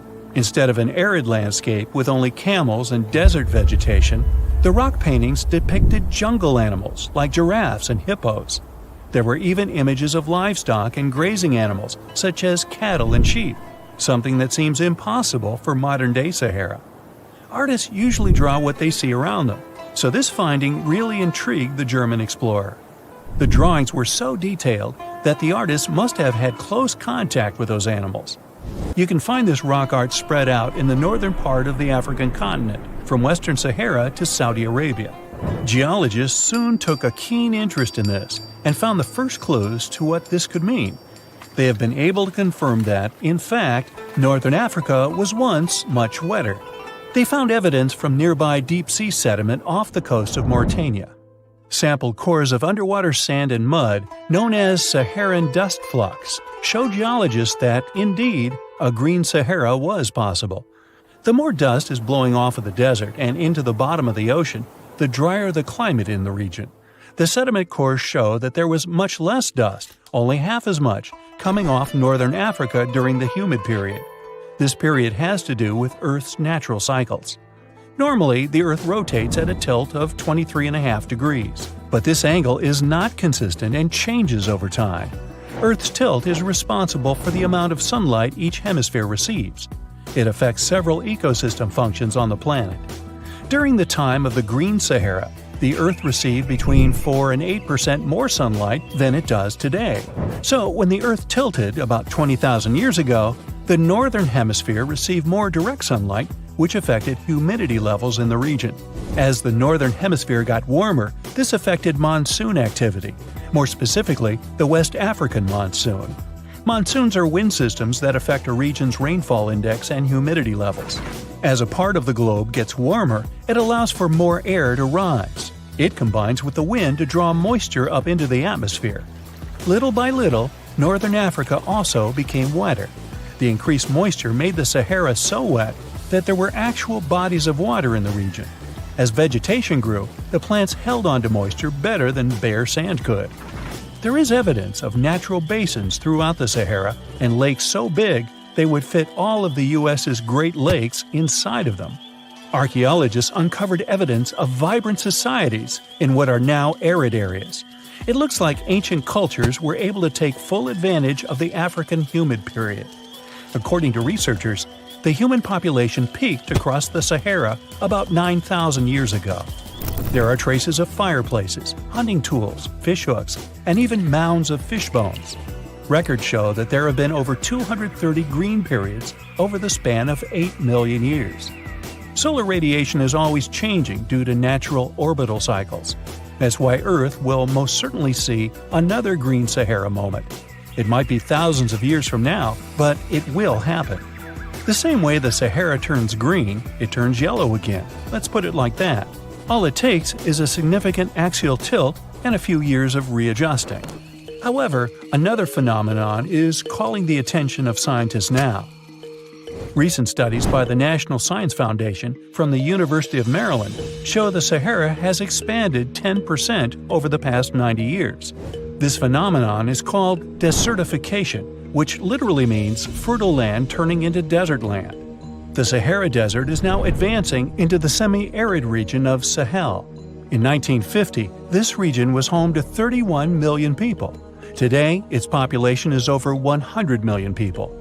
This rapid population growth has largely contributed to the Sahara's expansion. Farmers that were once nomads began settling down. Land usage grew more intense, aiding in weakening the soil. The demand for food has caused an overcropping of the land, so even more of it is turning into the desert now. The study also shows that natural climate cycles can affect rainfall in the Sahara and the Sahel. Scientists affirm that all deserts fluctuate, not only the Sahara. A desert's boundary may expand in the dry winter and contract during the wetter summer.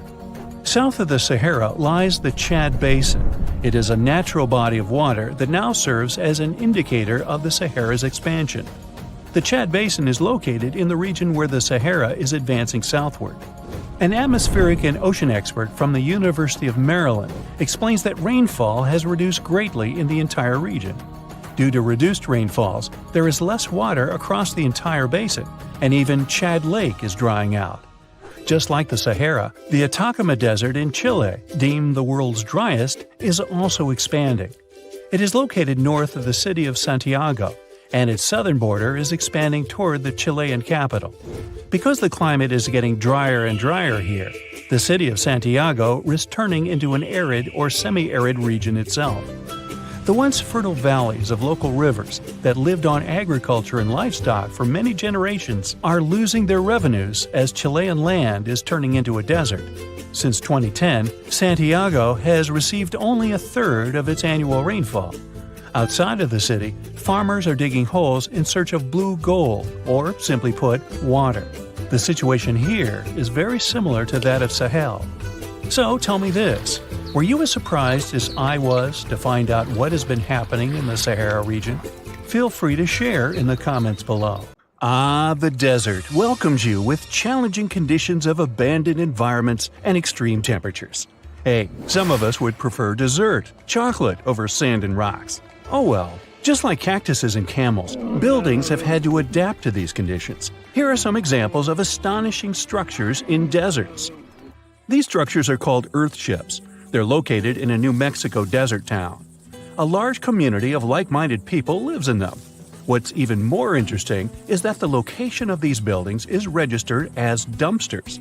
Maybe it's because all these structures are made out of old tires, bottles, and cans. Earthships operate using green building principles. About 40% of a typical earthship is built with natural or recycled materials. Imagine the walls made up of hundreds of used tires packed with dirt. Then there are layers of floor-to-ceiling passive solar windows. They gather the sunlight during winter and reflect it in the summer to keep the structures at a reasonable room temperature. You can see plants in corridors and glass bottles or aluminum cans stuffed inside walls. Certainly a distinct house in many ways. Mike Reynolds is an architect who noticed the alarming waste and consumption levels in the 1970s. He designed a fully sustainable home out of cans back then. Almost 40 years later, he becomes the one who brings together all the other earthshippers.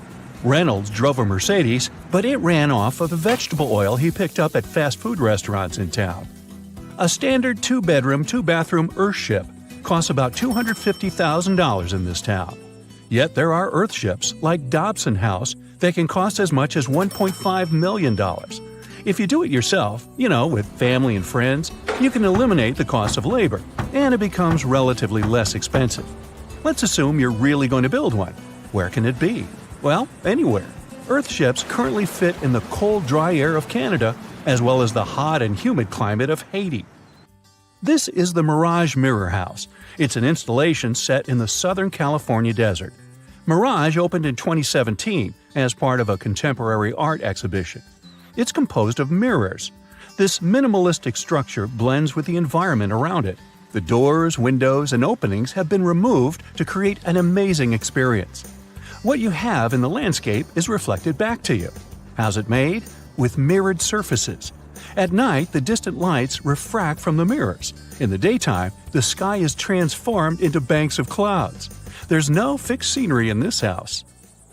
How about seeing a futuristic structure in the deep desert? Architects designed a concept home that pairs perfectly with Elon Musk's Cybertruck. The house has a post-apocalyptic theme. I mean, when I say post-apocalyptic, it's because I can't say it. Anyway, the house is designed to survive in a disaster scenario. The cyber house has steel gates, the windows are armored, and the exterior walls are made out of super strong material. Modern house is controlled by an autonomous geothermal heat pump. To put it in less sci-fi terms, you can keep the internal temperature steady. This sleek house has an entrance that can fit the Cybertruck. After all, it's inspired by it in the first place. Plus, the Cybertruck can be lifted to the second floor to be more secure. This is King Abdullah Petroleum Studies and Research Center in Saudi Arabia. Basically, it's a laboratory in a desert. It was designed to demand minimum energy. The architecture has patterns on the walls and ceilings, giving reference to the local tradition of geometric form. The next stop is Swartberg House in South Africa. This one is located near the Swartberg Mountains, but don't get too excited. It's on the edge of the Great Karoo Desert. It's a 4-bedroom apartment. It has a special temperature regulating system. The system works like a shield from the heat in the summer and as a sun trap in the winter. You're looking at the Grand Mosque of Djenné in Mali. This mosque is 52 feet tall. This is impressive because it's made of only sticks and a special mix of mud and other natural elements found in the desert. Petra is an ancient city hidden in the Jordan Desert. The structures are carved directly into red, white, and pink-colored sandstone cliff faces. It's located among the canyons and mountains near the desert. The place was a trade center many years ago. You might already see pictures of the impressive facade of the treasury. This structure still holds many mysteries in it. For starters, scientists can't explain how the Nabateans managed to create such a structure thousands of years ago. Did you know that there's another mysterious place in the middle of the desert that has a similar structure to Petra? Median Saleh was like a second capital of the Nabatean kingdom. Yet another secret they left for us to decipher. It has over 100 decorated tombs and more than 1,000 non-monumental graves. Plus, inscriptions and cave drawings are also here, again surrounded by sandstone. This wooden shack was a post office once. The structure is in the Tengger Desert of Mongolia. It's surrounded by nothing. Sand is the only thing that accompanies the lonely structure. The building is only 23 square inches. As you can guess, it didn't get too many visitors. It was abandoned for over 35 years. Its fate changed one day when a woman discovered the building. Mrs. Zhang and her friend came up with an idea. They were going to reach businesses and people who wanted to send letters and postcards from the world's loneliest post office without actually visiting the place. It worked. The post office rarely gets visitors in place, but it's busy online. Over 20,000 letters and postcards were sent from the Desert Post Office in December 2021 alone. The place is about 6 miles off the nearest road. A post truck picks the letters up and hits the road for delivery. Eventually, they are shipped all over the world. A second destination in Saudi Arabia is King Abdulaziz Center for World Culture. The building has an interesting design. It took nearly a decade to build this complex structure. It's a 321-foot-tall tower which stands out with its look. Stone Matters Pavilion is a stone structure in Palestine. The structure spans a surface area of 93 square inches. It has been built entirely out of 300 interlocking stones that mutually support each other. The concave roofs, and yes, they look like giant bowls, are designed that way to collect rainwater. The structure is in Iran. Interestingly, in Iran, the evaporation rate is 3 times faster than the world average, so this bowl-like design comes in very handy. It captures the water in a way that the water can form a single mass as a whole before it evaporates. The outer shell of the roof system collects rainwater, but it also works as an additional shading. It makes air move freely, designed like a cooling mechanism for both roofs. Eco Lodge in Egypt is the next stop. The project is built in a place that overlooks the desert and is constructed using locally available materials like sun-fired bricks and palm wood. The building is an example of traditional architecture. There's a water basin that lets in the air to keep the interior cool. A worthy mention is the CID Interpretation Center in Chile. Chile's Atacama Desert is among the top tourist destinations in the country. To help the tourists, Architects designed a visitor center as part of the infrastructure for the wind farm. Here, the cold winter months don't freeze people because the large windows make the most of solar heating. What's even more interesting is that the building is designed to go completely dark at night. Imagine you somehow bumped into the building by accident. Black Desert House is a building respecting the stars. At night, this house goes completely dark. It dissolves into the night, so the stars can appear more prominent. Now, any mysterious desert buildings you know that aren't on this list? Let us know in the comments. Scientists claim that Icelandia was a region between Greenland and Scandinavia that was more than 230,000 square miles, but is now underwater. The Earth was once a large pizza pie, with all the continents connected to each other millions of years ago, otherwise known as Pangaea. The North Atlantic region we know today was dry land from about 335 million to 175 million years ago. For many years, scientists and geologists assumed that the North Atlantic Ocean was birthed as Pangaea began to split apart roughly 200 million years ago. With volcanoes in the region where Iceland is, the country came to be just 60 million years ago as it broke off and sailed away from all the other lands. And since the Earth was like a large pizza pie, it divided like one. Many of the lands split up into many large and small pieces, creating the continents we know today. But this new theory suggests that the result of Pangaea's splitting left out some land that stretched for around 200 miles. And just about 10 million years ago, that piece of land submerged in the waters on the eastern and western side, leaving the tip of the land, which is now Iceland. When plate tectonics move, they grind on each other, which gave shape to our current landscape, all thanks to the mantle. This new radical theory goes against everything written in history books and what scientists have been studying. They began shaking heads, drawing lots of skepticism and criticism. But by analyzing the ocean floor under Iceland and the Earth's crust, we can assume that this idea isn't far-fetched. The crust beneath Iceland happens to be a lot thicker than the typical ones. Oceanic crust is made up of unique melted rocks compared to the land crusts where we walk and live on, and is a lot more denser.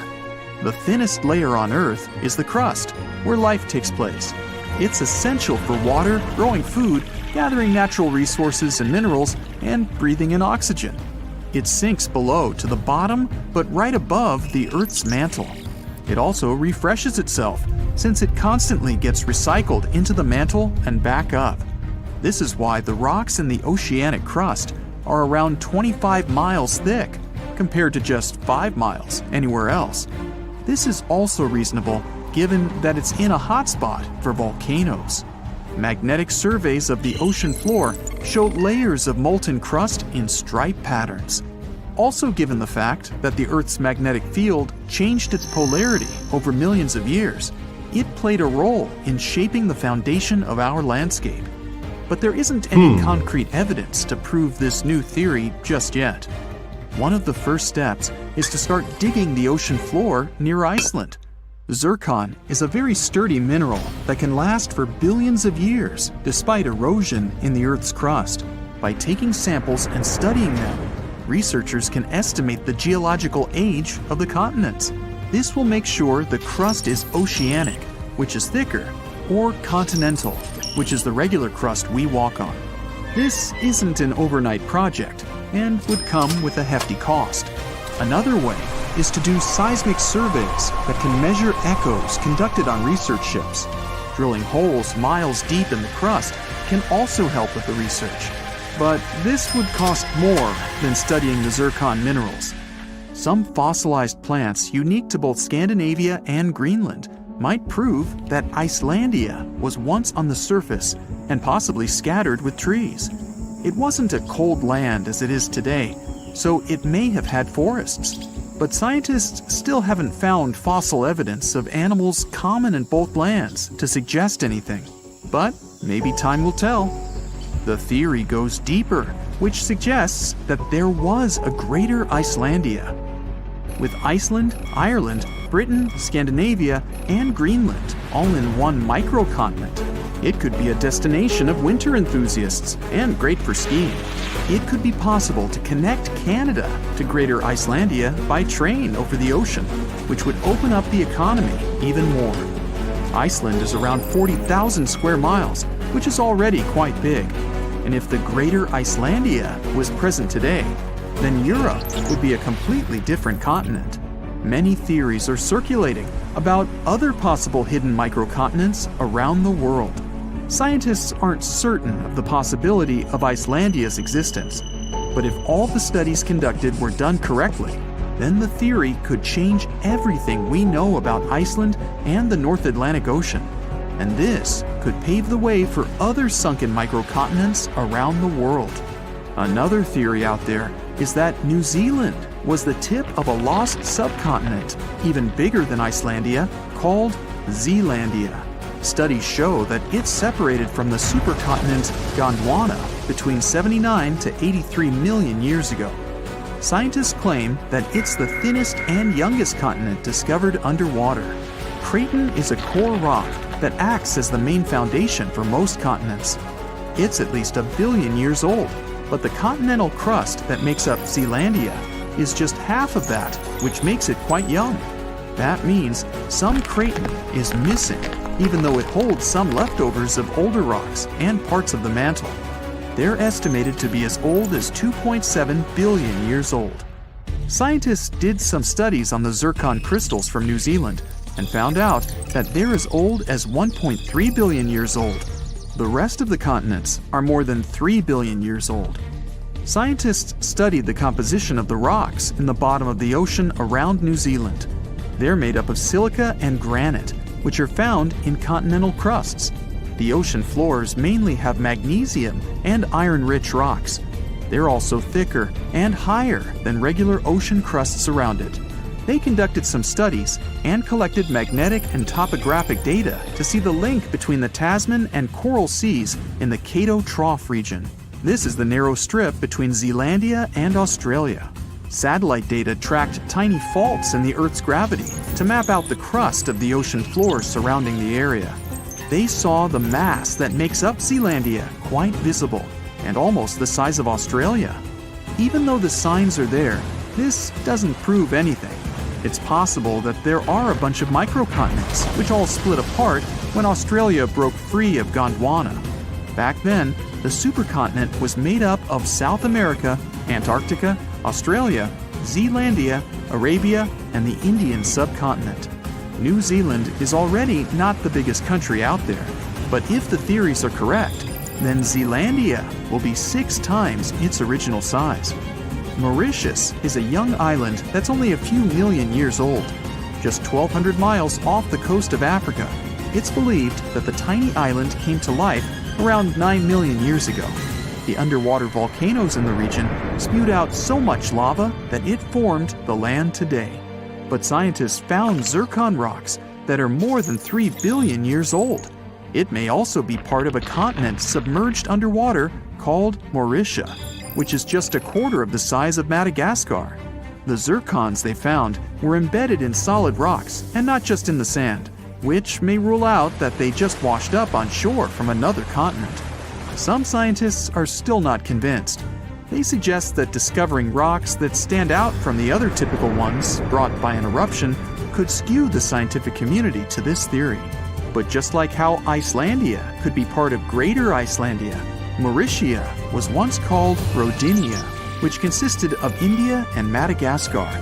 Theories suggest that Mauritia was covered in water when India broke away from Madagascar, something like 85 million years ago. Let me take you to a place that seems to be out of this world. Life inside this cave has been isolated from the outside world for about 5.5 million years, and it does show. See for yourself. Due to such a long isolation, the conditions inside the Moval Cave are like nowhere else on our planet. A unique ecosystem is flourishing there, even though there is a severe lack of sunlight inside the cave, and the air is toxic. The cave, located a few miles west of the Black Sea in Romania, was first discovered in 1986. Nowadays, you can only visit it if you have special permission. Plus, the central caverns are guarded naturally by narrow limestone tunnels and vertical shafts. So, if you're no stranger to claustrophobia, you'd probably better not enter this place. In the depth of the cave, the air has twice less oxygen than the air outside. Instead, it contains a lot of carbon dioxide and hydrogen sulfide, so not the freshest air you can breathe. It's also pitch black inside the cavern. But despite, or should I say thanks to, this cocktail of extremely harsh conditions, the site is a true goldmine for biologists. Shockingly, life seems to be booming here. In a 1996 study, scientists identified 48 species, and 33 of them were unique to the cave. Most of the creatures inhabiting the cave are tiny, with long limbs and antennae that help them navigate in the dark. They have no vision and lack pigment, and it makes sense. Why would you need to be able to see if you live in total darkness? And why would you need to be pretty and colorful with no one to see you? Now, I'm going to take you to another cave. It's no less amazing, but looks very different. This is the Giant Crystal Cave, aka the Cave of the Crystals, in Mexico. These ginormous crystals were found in 2000 by a mining company after the water was pumped out of the cave. 2 miners then saw the crystals after entering the drying cave on foot. These awe-inspiring crystals are actually massive gypsum pillars hidden 984 feet underground. They're anchored to the walls and the floor of the scorching hot cave. Scientists estimate that the crystals could have been already growing for 500,000 years. That's why many of them are so long and wide that you can walk across them. Unfortunately, visiting this wonder of nature is impossible at the moment. But maybe it's for the better, since the Giant Crystal Cave is a dangerous place that can easily turn into a trap. For tens of thousands of years, it was filled with groundwater, which was originally pushed upward into the opening by a magma chamber located in the depths of our planet. The magma under the cave kept the water hot, but eventually the temperature of the water dipped below 136 degrees Fahrenheit. As a result, the water started to fill with calcium and sulfate, whose particles began to recombine into gypsum. And then, white-tinted crystals took over the cave. And since they stayed underwater, they were able to keep growing. You don't have to fly to space to take a closer look at a black hole. Scientists have found something very similar to black holes in the southern Atlantic Ocean. A black hole has such an enormous gravitational pull that once something gets pulled inside, it doesn't have any chance to escape.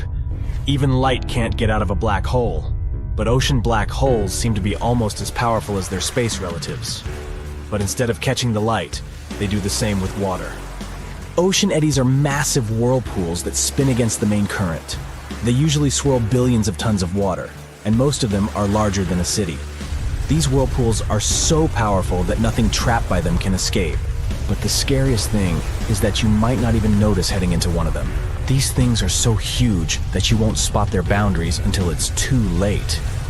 When scientists started exploring ocean vortices with the help of satellites, they discovered the borders of several eddies. After that, they managed to prove that, mathematically, these whirlpools are the same as mysterious black holes in space. Massive eddies are surrounded by super-tight barriers where fluid moves in closed loops. Even water can't get out from the inside of these loops. That's why tight ocean vortices play the role of enormous containers. Water inside them can be totally different from the ocean surrounding an eddy. And I'm not only talking about its temperature. The salt content inside and outside a whirlpool often differs as well.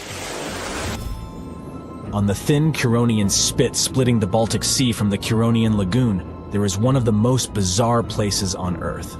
Locals call this area the Dancing Forest because pine trees in this forest have shockingly unusual shapes.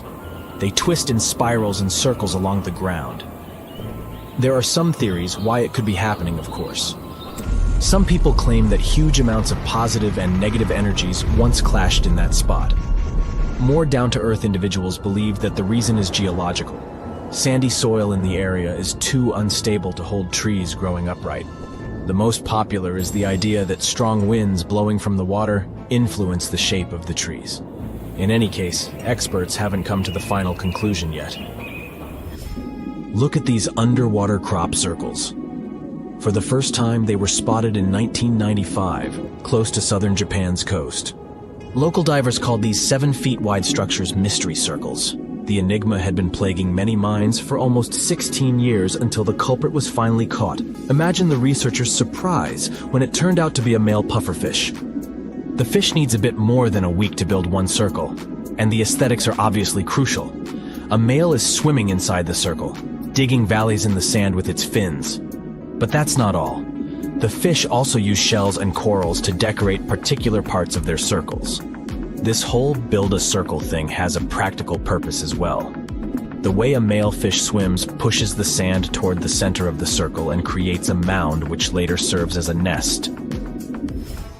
The next mystery on our list is in the Caribbean. Just off the coast of Belize, there's a giant sinkhole. That's the Great Blue Hole. It's about 1,000 feet across and more than 400 feet deep. Once, a long, long time ago, this hole was a cave. But then rising waters filled it, making it collapse in on itself.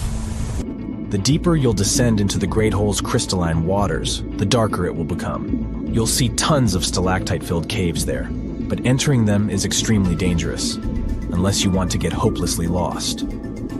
Once you reach a depth of 50 feet, you'll notice that the water is shimmering. That's the invisible line dividing the sinkhole's salty top from the freshwater abyss. You might want to turn back right now. Who knows what you might come across in the murky depths. There was an old Amazonian legend that told about the river that was so hot that it boiled. And it was believed to be just a legend until Peruvian geoscientist Andres Russo questioned if the river could be real. All experts denied such a possibility. After all, hot rivers do exist, but only in the areas where there are volcanoes.